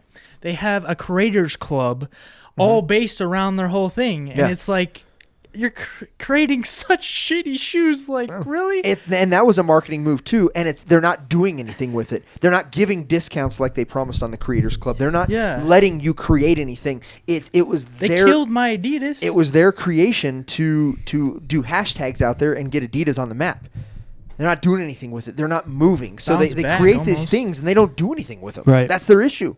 Yeah. So I don't understand how, from a marketing standpoint, you have Ye in there, and you can't reach out to Kendall Jenner, and you can't reach out to some of the Kardashians, and some of these people, all these people in that circle that are such influencers. Yeah. Like, Fire Festival got these people, but you guys can't. Yeah. Like, that's what I'm saying, dude. Yeah. That's what I'm trying to say. Like, why aren't they doing more with Kylie? Why doesn't she have her own sneaker, bro? Why didn't they put the 4D behind her and rush that and make this huge push as Kylie Jenner's signature shoe, the 4D, whatever? You know what I mean? Like, just something to push it out. Then influence is dead right now. Right. On that side, man. The influence is dead. Pharrell's not influencing anything. Ye's not influencing anything right now. What about David Glover? That dude got one shoe and that was it. Yeah. Childish Gambino. Donald Glover. Donald Glover. Danny Glover. Oh fuck. Back to Did back I on the miss cover that? like I'm Lethal Weapon. Did I? Back to back like I'm Jordan 96, 97. Whoa. Donald or Donald Glover. You got Donald Glover is Donald. Childish Gambino. Daniel Glover is or Danny Glover Yeah. is an old school actor from Lethal Weapon. He was also in a little movie called Angels in the Outfield. You ever seen that one? actually I have. He's the He's the coach. No, is he the coach? Yeah, Coach yeah. that actually ends up adopting. Coach that ends up adopting him, black dude. Oh really? And he adopts Yeah. JP, the little kid JP, and then the JP, other good one. Yeah, JP. I don't even remember the older kid's name, but they're doing this in the outfield. Yeah. Just call me When they see the Al. Angels. Yeah. Yeah. Remember Al? That one dude? Yeah, dude. Leans on the foul pole. Yeah. Oh, that's a fire movie. Was that the dude from Back to the Future? Tangent. Yeah, Wasn't he yeah. the angel? Oh yeah. Christopher Lloyd. Lloyd, there you go. Christopher Lloyd. That's tight. Wow, dude, went down a hole there. It was No great doubt. stuff. Anyways, yeah, Danny. What did you say? What did you say? You didn't say Danny Glover and you didn't say Donald Glover. You said David Glover. David Glover. I said David. Oh my gosh. Oh, Dave Glove. Take that L on the way out. Dave Glove. For sure. But that's about all I got, man, on kind of what's upcoming and what I'm looking for. Forward to, I guess to say. Did you hear the story? The homie Conley actually sent us this story on Twitter this morning. Did you read through that story about Foot Locker partnering with GOAT? I sure did. Dude, $100 million strategic investment in GOAT Group. So let me read you guys a little bit of this article here. Yeah. The sneaker game has shifted from the way customers find inspiration and the way they connect with brands and new avenues where they access the products they want. Foot Locker is dedicated to keeping up with their ever-evolving needs and expectations. The company's committed to pursuing innovative ways to continue evolving and elevating the customer experience and is therefore excited to announce a $100 million strategic minority investment in GOAT Group. GOAT Group is managed by is a managed marketplace for the authentication of sneakers, blah, blah, blah, blah. We already know what GOAT is, just talks about who the people are that started it. They said they pioneered the ship to verify model. This unique partnership with Foot Locker will combine efforts across digital and physical retail platforms to create exclusive customer experiences for the sneaker industry at large. Foot Locker's investment in the global footprint of more than 3,000 retail locations will support GOAT Group's primarily digital presence with physical access points worldwide, as well as accelerate its global operations and expansion of the omnichannel experience for customers. What do you think of that, dude? So that which you just alluded to, that is the only thing I got aside from the $100 million investment. That is the only thing I got from this article because the article doesn't really say much. It doesn't explain It's much vague. It's because vague. I don't think there is much out there yet. This is just saying, hey, Foot Locker's put their stamp. We're buying. We're invested. And I think this is kind of a brand and an image thing at this point. That being said, 3,000 retail locations. So we know that Foot Locker's presence is deep, right? Yep. And we know that Foot Locker is always, they've also already undertaken these Funko Pops and added weird stuff in there that we don't understand. Dude, we saw those in our local Foot Locker. We saw those those WWE Christmas sweaters. That was a collab they did with that fool Machete or whatever. Yeah, for sure. So they're obviously doing some things different. They're obviously flexing their retail muscle to try to be innovative and be hip, I guess, is kind of what this comes down to. But the thing I like about this, and I don't know if I read this, listening to you and read it correctly, but Foot Locker will support our digital presence with physical access points worldwide. Now, I'm kind of excited about this. Now, Foot Locker's digital presence, if you're looking at their websites and buying shoes, I think it has opportunities. Yep. I think their websites I think everyone would suck, agree with that, yeah. right? Yeah. You know, because they use the same sites as Foot Action, Foot Locker. They're all kind of affiliate. Eastbay, they're all affiliates and use kind of the same back end, right? But what does this do with the potential of access points? So what does that mean? Does that mean maybe we'll be able to, you know how StockX has points, you know, in LA's and New York's where you can drop off shoes, get them authenticated. Totally. You know, does it grow into something as big as that? That's what I was thinking. Which I think is it's maybe really cool. I think it's you can come in, they authenticate your sneakers right away. Yeah. You can see who has bids in and you can sell them right there instantly in store. They authenticate and ship them right from that store. So it expedites the process. That's kind of what I was thinking and where it goes. It avoids if you have a GOAT facility or an access point near you, you can drive there, authenticate the sneakers, sell them, and then they're on their way to the buyer. It eliminates the lag time in the buyer getting their sneaker and you getting your money. You get your money, I would assume, right then. They authenticate your sneakers. You walk out the store with your cake. You know what I mean? Like, And here's why I say that is because I looked it up, and GOAT actually has 12 total facilities around the world. So that's not just in the U.S., that's around the world. So what is something like 3,000 of these Foot Lockers that they might potentially use as an in-store presence for you. No doubt. You know, so in terms of building your brand, building just instead of outsourcing and taking more time, we're an instant gratification society, and this is just yet a step closer if in fact this is what they intend on doing. And that's kind of what I got from reading it. Now, you know, how they do it and what they decide to do is irrelevant. We're just two guys reading an article and thinking what we know based off the sneaker industry that we've been in. But how cool would that be? I think it makes sense. If they don't do that, it's like, well, what are you guys doing? Yeah. I mean, I feel like that's what makes the most sense. It lets the buyer get their shoe quicker. It lets the seller get their money up front. The authentication process takes place in front of you in hand, so you can show, hey, man, this is what's up with the shoe. This is why it's not authentic. Let me grab you a pair that we got in the back. I'll show you the differences, or whatever the case may be. Mm-hmm. That's pretty damn huge. That's pretty damn cool, dude. Yeah. And Goat couldn't do this by themselves because you can't just turn around and open 3,000 retail locations of Goat locations. You know what I mean? Yeah. So the fact that they're able to partner with a giant like Foot Locker to get this done and to hopefully bring a system that we're kind of talking about or some variation of a system that we're talking about to a majority of those retail locations. Now I get, Foot Locker's going to have to hire an authenticator, maybe a couple, or have them on hand in store. Like they're going to have to do some growth there within their business, but the partnership and the investment, I mean, it's only going to grow their business huge. Now, what I hope doesn't happen, I hope we don't see a spike in seller fees. I hope we don't see a spike in fees in general for anything. I hope everything stays the same because it's already, I don't want to say pushing the envelope, but I'm fine doing it. If it was more, I'd probably look for other avenues to sell shoes. What about this? Swinging it this way. So I know JJ, who's not even paying attention over there. He's on his phone, probably looking up weird facts that hopefully he'll help us with today. But check this out.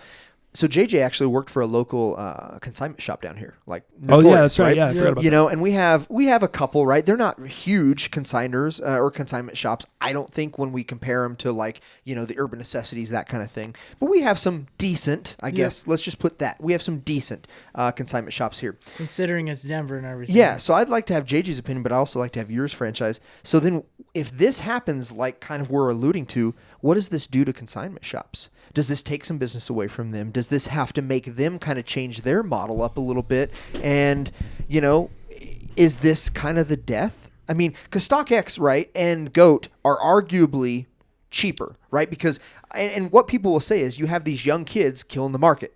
Maybe that's true. I think there is some validity to that, and I think that does happen. We look at yesterday, right? Did you see that seller fees for less than 24 hours were half on StockX yesterday? I don't know if you saw that. Yes. So if you sold anything $300 or more, 300 or more, you went from the 9% to the 4.5% fees.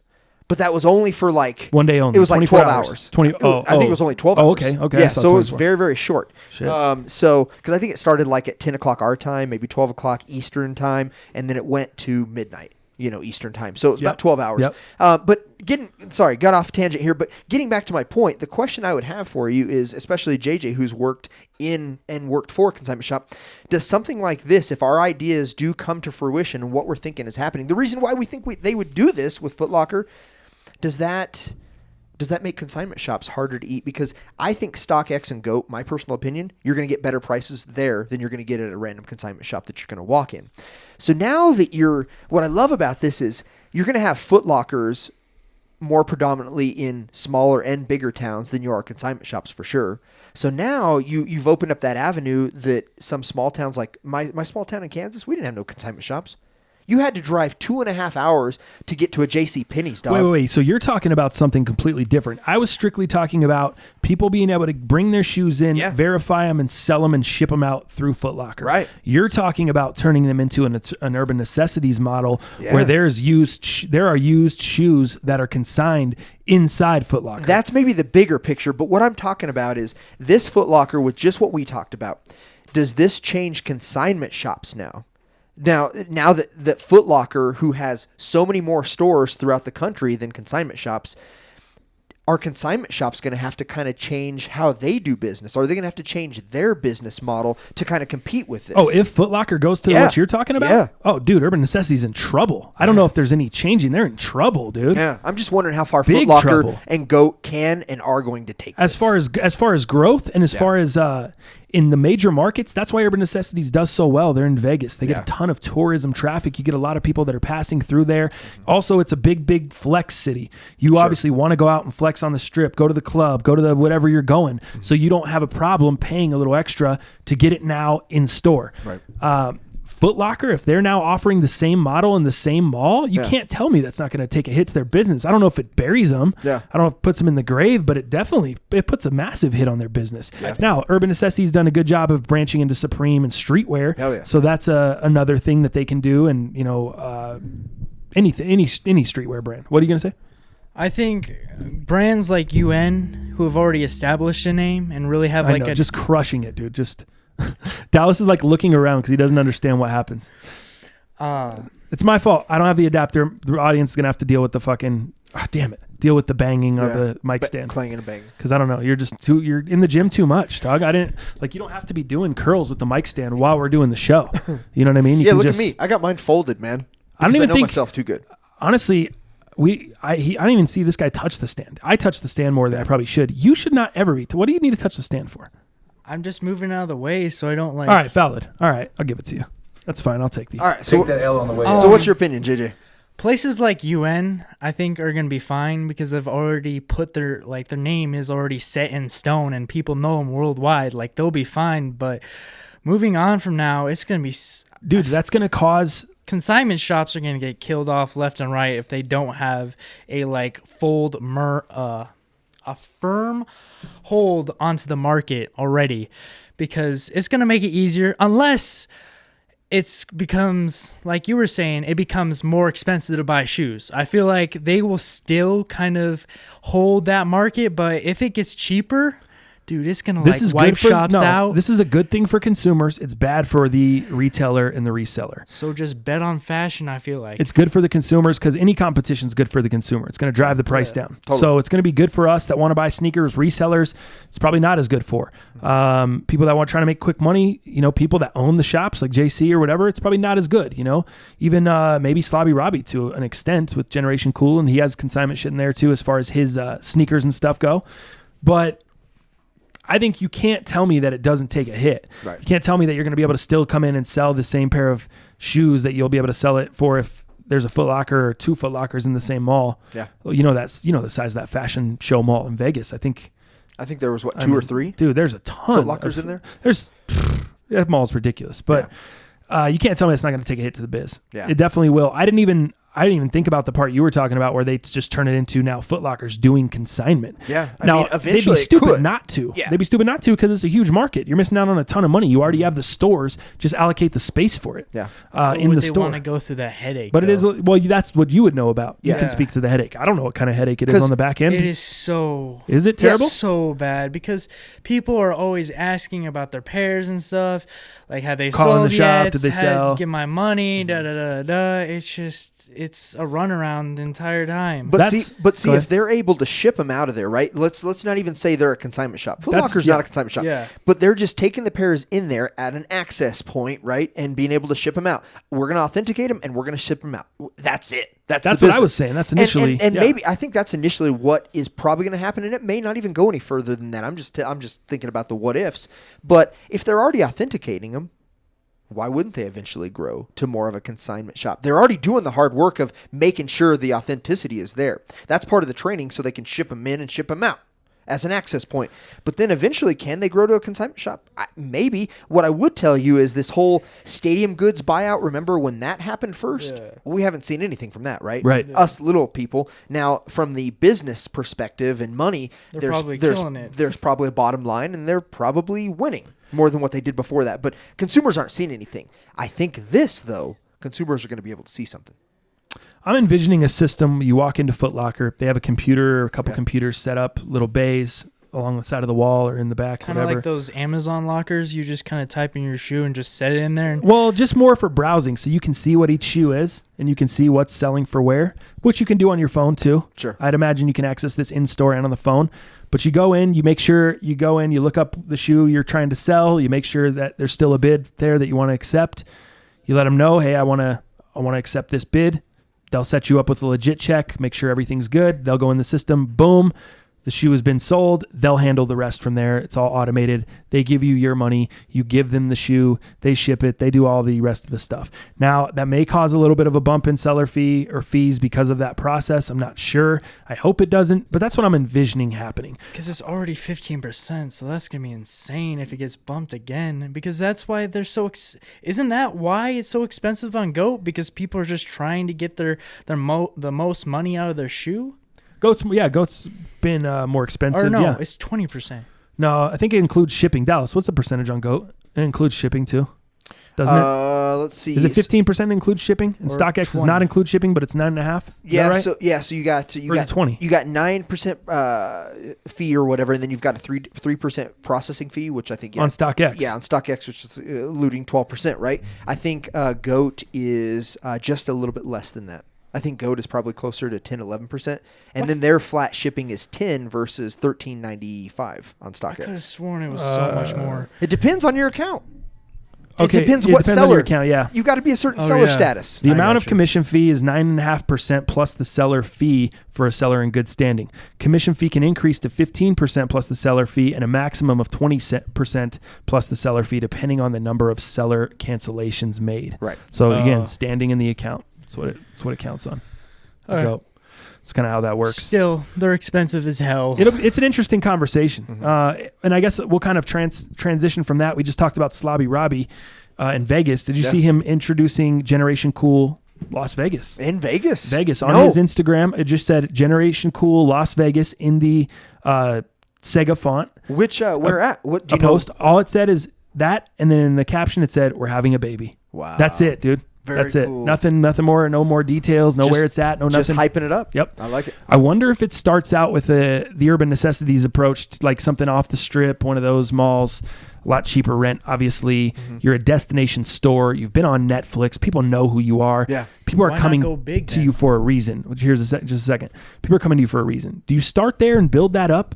Or is it like, no, we're not starting there. We're in Tucson. That was building it up. We've built our name. We've made the money we need. We've done everything in Tucson, and we're coming to Vegas full force. We're jumping into Fashion Show Mall.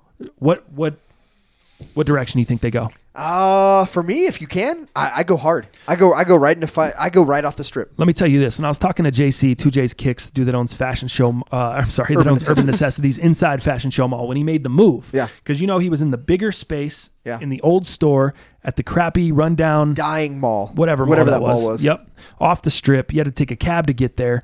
But they were still doing great biz because they had built up the name. Yeah. Once they went into Fashion Show, he's like, "Oh, bro, we went down a little bit in space, bro, but we've almost doubled our revenues, but our cost has gone up a lot, bro."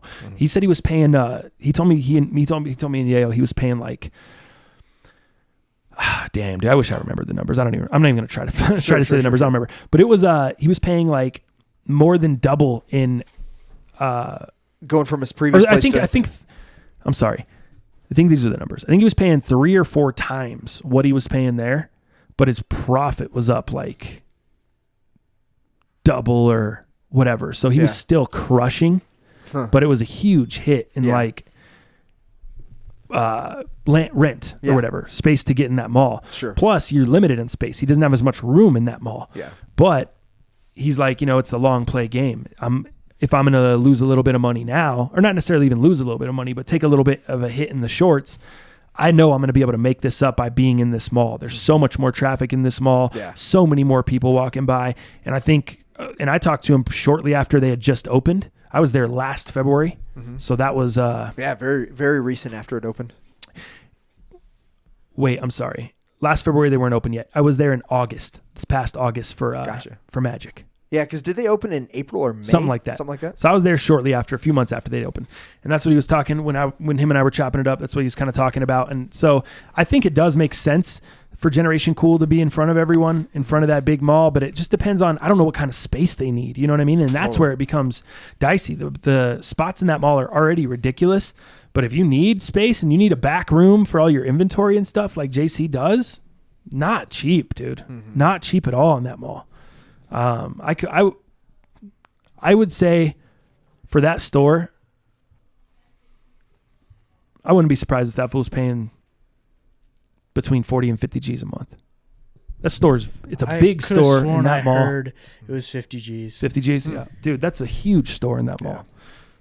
So I don't know what Slobby Robbie. I don't know what kind of money they're making with Generation Cool. It sounds like he's doing big. Yeah. Obviously, they probably got a good check from Netflix. Yeah. Paying for that content. I assume they brought the bag through. So Sure.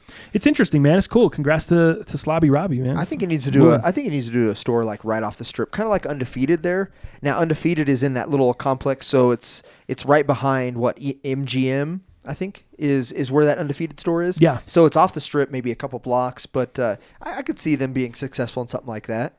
It has to make sense via rent, and then I don't think they need a lot of space, but who knows? I think their store right now in Arizona is pretty small, but who knows what they would want to do? But you know, maybe interesting. This can be like a beacon store. Yeah, interesting stuff. I'm definitely curious to check it out. I'm in Vegas way more than I'm in Tucson, so it's exciting for me. What about, you were telling me 2J's is buying up a bunch of shoes. I know he's opening his New York City shop of urban necessities. He went to L.A. He went out to LA recently? Yeah. Just copped a bunch of pairs, or what? I haven't been on He went through social like that. What I saw was like 3 or 4 shops. Let me see.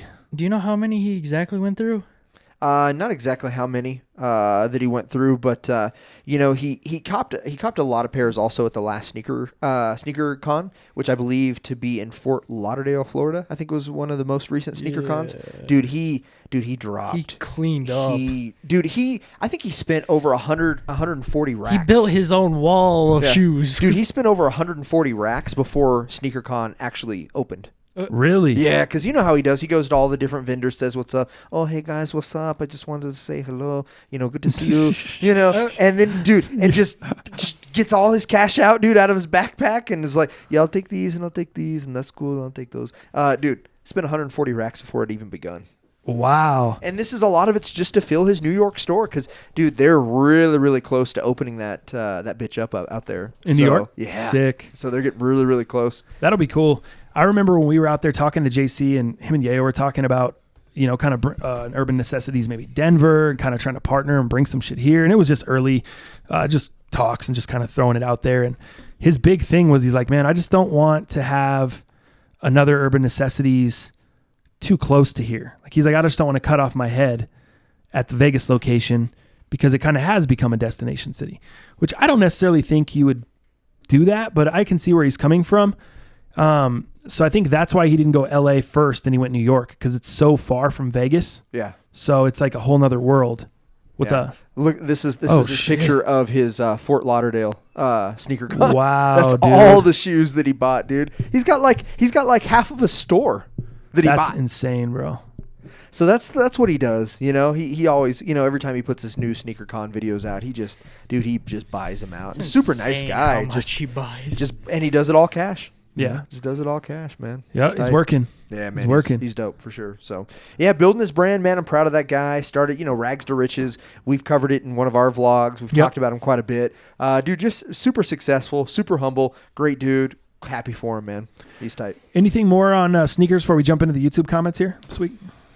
No, I think I'm good, man. I'm still thinking about these Jordan 1s. Oh. Yeah, the turbos. Having a Quick little little cuddle thing. set. Quick little thing. This was sort of supposed to be a joke of all things, but they're releasing a new young one. Oh, are they? Yeah, Why is it a joke? really. The old dad shoe? Yeah, because I A don't joke know. for you or like a joke or on the internet? A joke I for just didn't think Dallas would be interested at all. I just knew he brought up young ones a while back on Yeah. the early podcast, so I might as well just like I bring got it that. up. I got to that see orange what- pair. That orange pair still that I wore to your the fan. Yeah, yeah. A fashion chain and label in Tokyo just called Beam just collabed with Adidas to make a charcoal black young one. Charcoal. And here's I have the Let me see photo what here. we got. Oh, you got it? Yeah, I got a photo right here for you guys. Young one. And who's the collab with? Beam. Beam. It's Oh, it almost looks like a desert rat, dude. It's a I like first glance. fashion chain and label in Tokyo. Gotcha. Those are so poopy. I do see it. Yeah, that's a cook shoe 04. Cook shoes for sure. Yeah, if you're chefing, you need a pair of all black Oh, yeah. non-slips. Get Bam. Are chefed you up. working at T-Mobile? Yeah, you can definitely wear You that do those T-Mobile. too, yeah. Get Hey, Pena. Think did Pena you- wants those? Did you see they're not desert rats, but did you see the new leaked colorway possibility of the new 500s? It's like this like blue. It's almost not a royal blue, but it's like this. I don't even know how you would describe the blue of it, but there was one that a possibility of a color that leaked, and I was kind of interested in it. The blue 500s. It kind of had like a blue hint or what? Like a blue tint? Yeah, almost like it was dyed. Like, are they calling them the blue hints though? The blue hints. Not Easy the Desert blue Wrap tints. blue hints? Oh, Easy you mean 500? the utility? No. Yeah, the utility 500s. Blacks? No, we've seen those, but they're the same one, but they're a bluish tint to them. Oh, really? Yeah. Utility. Yeezy 500 blue tint, fool. You know what they're called? The Salt Blues. The salt blues. I think so. Actually, though? Yeah, that's what someone has them listed, or they're on StockX. Let me see. Oh, no, they're not. Never mind. That's the regular salts. Maybe they're not called the Salt Blues. Why would they call them the Salt Blues? I'm an idiot. They already have the salts. Yeah, they already have the I was about to salts. say, Oh, like, my God. I love that we're just doing all this right now on the cast. Thanks, Del. Yeah, sorry. Thanks for But, having it ready to go. Hey, we'll tell you guys about this new shoe, and then we'll all just search for it. But yeah, that was Jesus. that was one that I saw. So keep an eye out for that possibility, because I kind of liked it. I But still don't even find the thing, so keep an eye out, friends. Keep I an eye couldn't even out. find it. I'm for a searching shoe for that it. might not even exist. Keep an eye out. yeah, it was just a mock-up, I think, but it was pretty cool. But anyways, yeah, let's get out of sneakers. Let's go to YouTube comments. All right, YouTube comments. Let's start it out here. What if Nike didn't drop anything because of the whole Kaepernick thing? How would you guys feel about that if that was the reasoning behind it? Or do you think that was the reasoning at all? Do you think it had anything to do with it? That one comes from Aaron? Like I said, it would be ironic, but that's all I would say. The shoe would still sell out. There would be, I'm pretty sure, the more and The more I Kaepernick think thing was about it going with on you last guys year and they still everything, dropped the shoe. So I don't think the Kaepernick thing has anything to do with it Yeah. personally. I think it was a Nike I power. think they would have been fine. It was a power move. Nike just decided not to drop one. We're all sad. Not because of Kaepernick, though. Nah. They want that tease. They just wanted to tease everyone just to kind of like, Well, they never said anything. It was us that all created the speculation. It was all of us in the sneaker community. They never said anything. They never but really... the sneakers apps killed it because they have never seen such high numbers. Right. Let's see here. Another great podcast, fellas. JJ Stringstein did get the Gatorade color correct with the blue. Man, Edelman was plus 3,500 for MVP on the FanDuel Sportsbook. I had Michelle and White for the Pats and Donald and Gurley for the Rams. Was hoping for the TD. Was hoping that TD for Michelle would have sealed it, but Edelman had a monster game. Definitely did, dude. Monster. Did you, JJ and I were driving around the other day, and we were just listening to some sports talk, and they were talking about, Jim Rome was talking about how, what's his name? Ndamukong Suh came out in the post-game press conference and said, Oh, yeah. I don't know how Edelman got MVP. We eliminated him from the game. Like, what are you talking about? And we're like looking up the stats and shit, and he's like 11 catches, 141 yards, like, and he's like, what do you, if eliminated means the guy was running wide open through the through the field all day, you know what I mean? He would Like have obliterated catching you guys. He's like, I would have loved to see what happened if you didn't eliminate him. Guy would have got loose if you really fucking 300 yards. Yeah, no shit. That's all I can say. That's exactly why the Rams lost. What is Sue doing? I mean, the guy's done some questionable things in the league. We all know kind of he's done and said some questionable things, but this might be one of the dumbest. all-timers. That's the worst. That's one of the worst things I've seen. He continues along. Funny you guys mentioned the whole F-bomb thing. I watched last week and my wife was like, man, these guys cuss a lot. Too funny. TTF's aunt mentioned it as well. Yeah. Think you guys are on the right track to be more conscious of it moving forward because it will help the channel grow in the long run. As far as sneaking into something, I went to a Dave Matthews Band show at the old Vet Stadium in Philly years ago. My buddy and I bought random tickets for the show for $20 each. On the way to the concert, snuck onto the field, sat dead center about 20 rows back. Def was my best concert experience ever. Keep up the great work, guys. Appreciate it, man. Dang, That's tight. he actually crashed into that venue. Crashed into the... Yeah, great job. Nice one there. Nice. Sneaking into stuff is, dude, if you're not paying full price and you're not getting booted out of seats, that's the worst part. When you sneak in somewhere and you try to steal some seats and you're getting kicked out. Let me see your tickets. Yeah, as a poor young kid, me and my uncle used to do that quite a Dude, bit. Red Rocks is the worst at that. Because they have a where you pay for seats and then they have like a general admission that is like the row 50 to like 100 and just getting kicked out of seats all the time. Where's right? What's wrong? It's stressful. When I was young, there was none of that at Red Rocks. Do you remember that? Do you ever remember when it was just GA, all general admission, nothing else? They didn't even offer. Probably not because I was still in Kansas. Being a farmer, okay. Being yeah, weird. dude. When I was really little, my first shows there, Hootie and the Blowfish, Wallflowers, Counting Crows, and I went to those shows there. It was all GA. We'd get out of school. My dad would pull us out of school, and we'd just go early. That's tight. Yeah, it was ill. Nicholas here. Great episode. Super Bowl was a straight snoozer and definitely a change from last year. Tell McVay and Goff to take that L on the way out. Take that L on the way out. I can't believe people were actually talking dynasty when they couldn't even score a touchdown. LOL. By the way, the day after the game, the Dallas Stars Twitter page uploaded a modified version of the full Sweet Victory sequence in which the band's uniforms were altered from red to green to match the Stars colors with the title "The Super Bowl Halftime Show Fans Deserved." Wow, that was a lot. I'm lost. I don't even understand what happened there. Yeah. Do you understand? No. I Damn saw it. something Do you similar understand? about that because let it me was like the reread whole this. SpongeBob thing. Day after the Dallas Stars Twitter page uploaded a modified version of the full Sweet Victory sequence. I guess that's where I'm lost. I don't even know what the full Sweet Victory sequence is. Oh, I think that's like the episode in SpongeBob where they perform at the That's Super why Bowl and I don't know everything. shit about Yeah, we don't know SpongeBob. SpongeBob. But that was But That's yeah, that's what I'm missing. it was. All right, so that's why I'm lost. I'm sorry, dude. Yeah. I don't know SpongeBob, but Yeah, I don't know how you to rock with comment this on heavy. Let me see here. Dallas, what iPad case is that, bro? That's from Matt. This is the keyboard and iPad case for the Pro. I don't know any. I think it $150 is what it retails for. That one there? Yeah, but it's the actual Apple one? smart Apple smart case with keyboard. So you get it at the Apple store, Yeah. obviously, or on apple.com. You bet. Yeah, I don't really.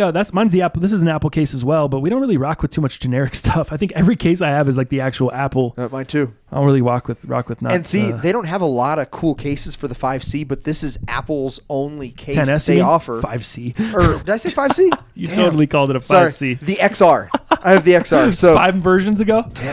I guess I was thinking Little 5C late. because it's color, No, right? exactly. And this is color as you well. I guess totally were. That's so funny. weird. That just speaks to how long we've been in the game. What a The f- 5C. What a Freudian slip, I guess. But Oh, Jesus. but yeah, this is Apple's only case they have. Otherwise, you have to go Tech 21 or those other ones. for sure. But I use all Apple stuff because it's better. All right, it's from David. Franchise, fuck the haters in their comments about your sunglasses. Do you, my friend? Besides, the Ray-Bans that you rock definitely look appropriate for fruit booters. LOL, that's... I'm dead right now. Fair Oh my enough. gosh, Take I'm that so L on the dead. way out. That's so funny. I love boots. fruit booting, dude. And that's the funny thing is when I rollerbladed, I had so many friends that skateboarded and Yeah. BMX, and we were all just kind of a crew. Like we all kicked it. We all went to the skate park. We all just did dope shit. You know what I mean? But I loved rollerblades because I skied, so I could just jump in and I was good from the beginning. Mm-hmm. It didn't take all the baton twirling. It's like skateboarding. It just felt like I was twirling a baton with my feet, and it was just like I was going to be there forever, and I just didn't want to be there. I knew I wasn't going to rollerblade or skateboard for life, and I wanted to be good as quick as possible and be able to do cool things while I was young. I didn't want to get in my 30s. Hey, I'm starting to skateboard now. Starting to actually pick it up, Right. because it felt like it would have been that forever for me. So that's why I jumped into fruit booting, but I loved it.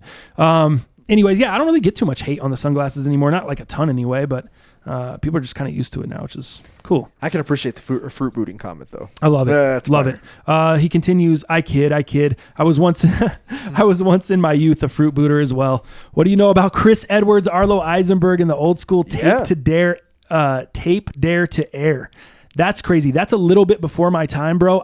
Chris Edwards, I think that was your guy. That was my guy. That was before Dude, my time too. I had his video games, dude. Between him and Mira on the Dave Mira. on the Dude. GameCube, I was a dude, huge Dave Mira Those fan. are my dudes Yeah. right there. You know. So Arlo Eisenberg was old by the time I got in the Yeah. game, so he was kind of more directing skate videos, and he had a couple signature deals with different skate companies and clothing lines, but he wasn't as much in the forefront of skating. It was more Brian Shima, John Elliott, freaking damn, why can't I think of some of these names, dude? I know they're all gonna come to me. Chris Haffey, dude. Chris Haffey was a nut. Just some of these huge rollerbladers, dude. And I'll still be on YouTube every now and then just watching some old skate parts, dude, that reminded me of like using some old Tom Petty, Mary Jane, using some old Pink Floyd, like Time, like just ill skate parts that I remember as a kid. Yeah. And those songs, I fell in love with those songs because of those skate parts, dude. Watching those edits in those videos as a young kid, it was so cool because you had to order them through there was a Daily Bread magazine. Yeah. You had to order that shit through the magazine or get on the website, wait for it to come. There was no local spot where you could just go pick up videos. There was no YouTube. Could you order it from CCS or was that just skateboarding? I don't even know what CCS is. CCS was that was a catalog that you Oh, ordered okay. all your Yeah. skate equipment. So probably just boarding. I don't know. Skate House, Daily Bread. Skate House, yeah. Those were like big ones. Daily Bros, a magazine. Skate House was a big merch site or whatever. For sure. But those were all big when I was a kid. But man, oh geez, the rollerblading brings back so many memories. All I can say is shout out to K2 Backyard Bobs. K2, dude, one of the best aggressive my inline Lord. skates that I ever I had friends that were really big skate park guys, and they loved half pipe and they loved skating coping and shit. They loved K2s. I hated K2s. I wouldn't be caught dead in a pair of K2s. Really? I was a big gap guy when I first started. Sure. So I was just jumping huge gaps and spinning over huge gaps. So it was all about Solomon. Solomon were like the gap skates, dude. Plus Aaron Feinberg. Do you remember Aaron Feinberg? That's what Muzzy said. Muzzy was a fruit booter. Dude, yeah. He loved Solomons. Solomons were the shit. That's what he used. They were not the greatest for like technical tricks or grinds and shit, but man. Gappers. Huge gaps. But you know what, though? For me, they weren't good for that, but I always found it amazing that Aaron Feinberg was so good with Solomons because Solomons are a stiff shoe or a stiff skate, dude. Yeah. And he was so technical. He was so technical. Dude, the deepest fucking backside royales, alley-oop fish brains, dude, like the sickest tricks. And he had Solomons on. Yeah. And I remember when I made the switch for the very first time from Solomon to Razors. Dude, Razors were the shit. That was Brian Shima went from USD to Razor. A lot of people. John Elliott went to Razor. John Julio. This guy John Julio went to Razor. Dude, all these guys were big on Razor. So I went to New York City a month after September 11th, 2001, right after the towers went down. That was my first pair of Razors, dude. I bought them at a skate shop in New York City. My dad gave me spending money on the vacation. It was like, yeah, just give me back what you don't spend or whatever. I spent it all and bought those skates, and I got my ass chewed out when I got home for spending all his money on new skates. That's tight. They were supposed to be for like vacation money and shit. Just a dumb kid. Didn't buy my family anything. Got nobody a gift. Just the worst, bro. Just the worst selfish little kid move. I was probably 14, 15. You know what I mean? Like so stupid. And yeah, got my ass chewed out for that one. But rollerblading. Sorry, I got on a lot. I know that resonates with some of you that blade, but a lot of you are like, what the fuck is going on? Who the hell is Aaron Feinberg and Brian Shima? Let's see. Man, he continues. What do you know about the old school movie Airborne? Oh my gosh, I love that. Dude, Seth Green, Jack Black, and the young, dude. This guy. Movie. I still have it on VHS somewhere. Dave, you're freaking killing me right now, bro. I love Airborne. Oh my gosh, I got to go watch that movie. Yeah. It's like the old school, early days of rollerblading. Like back when, if you wanted to do grinds, you kind of had to almost take out your middle wheels on your skates and put some smaller ones in and put a grind plate on and like customize them. That's what Muzzy had to do. We used to build those together. Right. And I would be on the skateboard and he would do that. And he's like, he was filing it down, dude. Yeah. Like the whole thing. Yeah. Yep. Oh man, Muzzy's going to love this combo. So fun, dude. So much fun. We actually recently, not recently, maybe a couple years ago, we built like a little PVC rail. And grind. Yeah. And just grind it. Me, you, and Muzz were out in the front just doing grinds on this PVC, just like taking it back to our youth in just a like cul-de-sac. Two pieces of 2x4 on both sides, and then just a tube that sticks, PVC that just sticks up Waxed a little bit. It up. Dude. That was so fun. Yeah, for sure. You were killing it. You still have that? Yeah. Oh yeah, dude. This might be a little warped now. I miss the rollerblading so much. Dude, let's get into it again, man. Oh, it's so fun. When you guys were watching Airborne, I was watching a movie called Gleaming the Cube. I don't remember that. Dude. What is that? One of the best skate films. Really? Of all time. It's a movie? Cinematic? Christian Slater stars in it, right? And he was huge back then, right? He was one of the biggest actors of his time. But what's so cool about it, all the stunts that are done on there in that movie was by the original Bones Brigade. So you had Tony Hawk, Rodney Mullen, dude. Yeah. Some of those old skaters doing like all the stunts in that movie. So it was super sick, super realistic. And it's a drama. Christian Slater, essentially, he has this foreign brother, I think an Asian brother, stepbrother. And he gets killed. And obviously Christian Slater, as a skate kid, he's just a skate punk. Nobody likes him. Family doesn't like him. So he avenges his brother's death is the whole premise behind the movie, and gets his whole skate clan together and takes down like this Asian mafia, dude. No shit. Oh, wow. Dude, one of the sickest movies ever. What year is this? Probably 89. I'm going to have to check that out, and I'm going to have to go back and watch Airborne for sure. Gleaming the Cube. One hell of a skate movie. Dude, Jeez. it's amazing. Yeah. Gleaming the Cube and Airborne. If you haven't watched those two, my question is, what are you doing with your life? What are you doing with your life? What are you doing with your life? So, dude, yeah, we got to check those out for sure. There you go. Put you on some game. Man, you talking about rollerblading really brings me back to my childhood. Anyways, you guys do one hell of a job with the podcast. Keep it up, boys. You guys rock, and don't let anybody tell you different. I really appreciate all the hard work and effort you guys put in twice a week for this thing. Keep it going. Much David, love. dude, appreciate the comment, man. Thanks for getting involved in the convo and taking me back as well. That shit is We fire. enjoyed this convo. This Nostalgic is great. like This a is mug. probably the best part of the podcast. The homie Adam comes through. Me and Joey snuck in backstage to Monday Nitro and met Macho Man Randy Savage. That is fire. Dude, Joey and Adam are the ones that brought me the Royal Rumble chair. Okay. From here at Certified. Adam works at our Baker location, and it's funny because his last name's Baker. But so he works there at the Baker location. Joey works here at our front desk here at the headquarters location, and Joey was telling me, he's like, dude, we were bad kids. Like, we used to sneak in everywhere. Yeah. We used to sneak into all kinds of shit. You know, he was telling me that resonated with him on the podcast. So that was super cool. I was never really like that as a young kid. I was a pretty good kid. I kind of had the fear of God. Like, my dad dealt drugs, and he was not playing games, dude. Yeah. He was not playing around. There was He was trying to stay under the radar. Family. Well, under there was the radar. there was just no. I mean, if he told you to don't touch them in the store, it was this. That was it. That's there was it. not a lot of games being played, man. It was, you knew what time it was. You know, it was just intimidation. True. So I wasn't really a bad kid sneaking into stuff like that. But I probably would have for Macho Man. I'd have done whatever. I would have freaking snuck in anywhere. See that guy? Give him a little, ooh, yeah. Snap into a Slim Jim. Oh, yeah. Where'd you come from? What gate did you enter? Landon, super lame, LOL. But me and two friends in middle school would sneak into our local pool in the summer.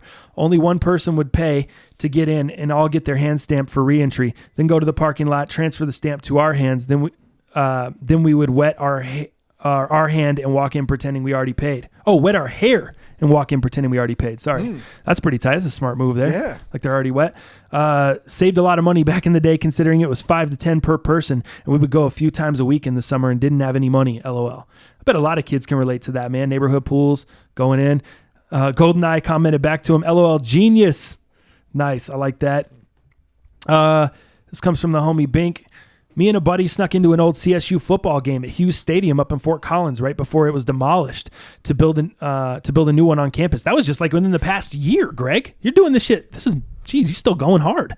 I think they just demolished that stadium. Like they just built a new one, not this past 2 season, years but ago. yeah, that was the opening of the new one. So I mean, this fool's still getting it in. Nice. He had literally 100% of it to ourselves. Went into every press box, suite, locker room, threw discs off the roof onto the field, ran some routes on a still brand new field turf, drank a ton of beer, got stung by a wasp in the field goal post. Wow. Fun day. P.S. Did I mention fucking with the touchdown cannon? LOL.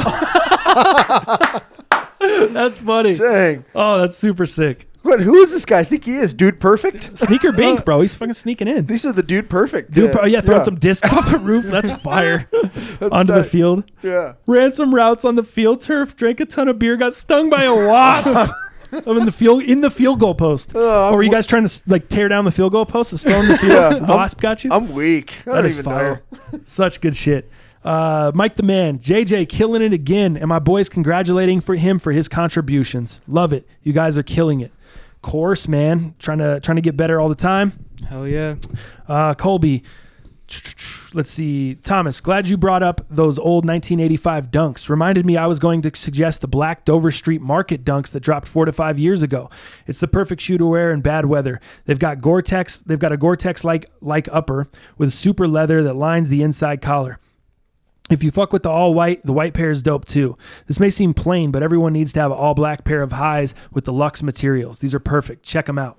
I definitely will, dude. I appreciate the looking out on those. I think I remember when those dropped actually. So I'm gonna go look those up. What up, fellas? Thanks for attempting to pronounce my name correctly. It's Joe Van with a J / not an H and Van, as in Chevy Van, not Vaughn. A unique name I have. Another fire podcast as always. My man Joe Van coming through. I feel you, man. Oh, my man Joe Van, feel you, man. What up? Hold my hand. All right. Anyways, Take that L on the way out. Cherry Popper, good job on those Jordans TTF. A true friend. Yeah. Thank you, bro. Appreciate it. Came through again. Came through again with its turbo greens. Dow's laced. I'm going to have to take out a second mortgage. No, you're laced. Pay all these shoes. Well, you didn't want them? No, I want them. You don't want them? No, I want You them. want me to take them back? We're going to have a cuddle sesh. Oh, yeah, that's right. Stop playing. Let's see. Weird ass cuddle sesh, but Do you think Dow didn't get most of the ads because he watched the game at a bar? Faz, he didn't watch the game at a bar. He watched it at my crib. Yeah. I was picking up Robin because remember she got there during halftime. Yeah. So I was being a nice guy. That fool watched more of the commercials than I did actually because I was talking to everyone. Yeah. I just missed those the most important one, the NFL one. In theory, I just missed a few of them because I was being the nice guy, meeting her outside, so she's not walking by herself. Jeez. Great show, guys. That comes from my brother John. Look at John coming through. Nice. Thank you, bro. Carlos, on the Burger King commercial topic, Andy Warhol was the Banksy of his time and a hell of a marketer. Burger King has launched... JJ, pay attention to this. You were complaining about the Burger King commercial, too. This fool's lacing you right now. On the Burger King commercial topic, Andy Warhol was the Banksy of his time and a hell of a marketer. Burger King has launched the campaign to reintroduce foods they sold 10 to 30 years ago, like the funnel cake fries, etc. I wouldn't be surprised if we see more similar ads. They really banked on the art aspect with that commercial, and with that, it's very likely the most won't appreciate / understand it. Either way, we're talking about them, so it's a win. That's true. yeah, Very true. They actually did something too with the influencers. They liked tweets that were in 2015, and then everyone was just reposting Burger King liking their old tweets, and it was all to promote their fries. On the Super Bowl Sunday? No, it was A couple days ago or whatever? Or it after was we a couple talked about weeks it? ago. Oh. Because Casey Neistat brought it up because he was one of the dudes who shit. it happened to, and there was a bunch of other ones, and they just liked a couple of them, and they're like, "What the hell happened? Like, what's Weird. going on?" Yeah. And then they found out it was all a promotion because everyone just retweeted it and everything. And you were kinda shitting on Andy Warhol and that commercial, and you didn't want to bring that up the other day? I totally forgot That's about great that, man. marketing. What do you mean? Yeah. That's great stuff. And Casey Neistat in his video literally applauded. He's like, Right. "Great job, Burger King. Not cool, but Bringing up tweets from years ago and retweeting something you that I saw it. Why Yeah. didn't you bring it up? I just read about it 2 days ago. Oh, So that was after the I cast. don't know Thank anything you. about that. That's dope, though. I think, dude, I think it's super cool. Introducing old foods from 10 to 30 years ago. Yeah. That's dope. Like, why not bring it back? Everything's, retro and Isn't throwback Geico doing that right now? with old They're commercials. old Yeah. commercials, yeah. What's your favorite one? Favorite old Geico commercial that you guys have seen? Hump Or day. that's your favorite one? I think that's a lot of Seen it. people. I haven't seen it yet, but Really? I guess I haven't had time to watch I watch TV, sports. dude. Yeah. Sports. Probably Hump Day is my favorite. What's your favorite? Oh, dude, Bob Attababy Eats a Boy. Oh, yeah. All day. This is a collect All call. day. Dude, I used to do that as a kid. Oh, bro, I'd just be walking around the house doing that to my girl. Freaking awesome. Annoying the crap out of her.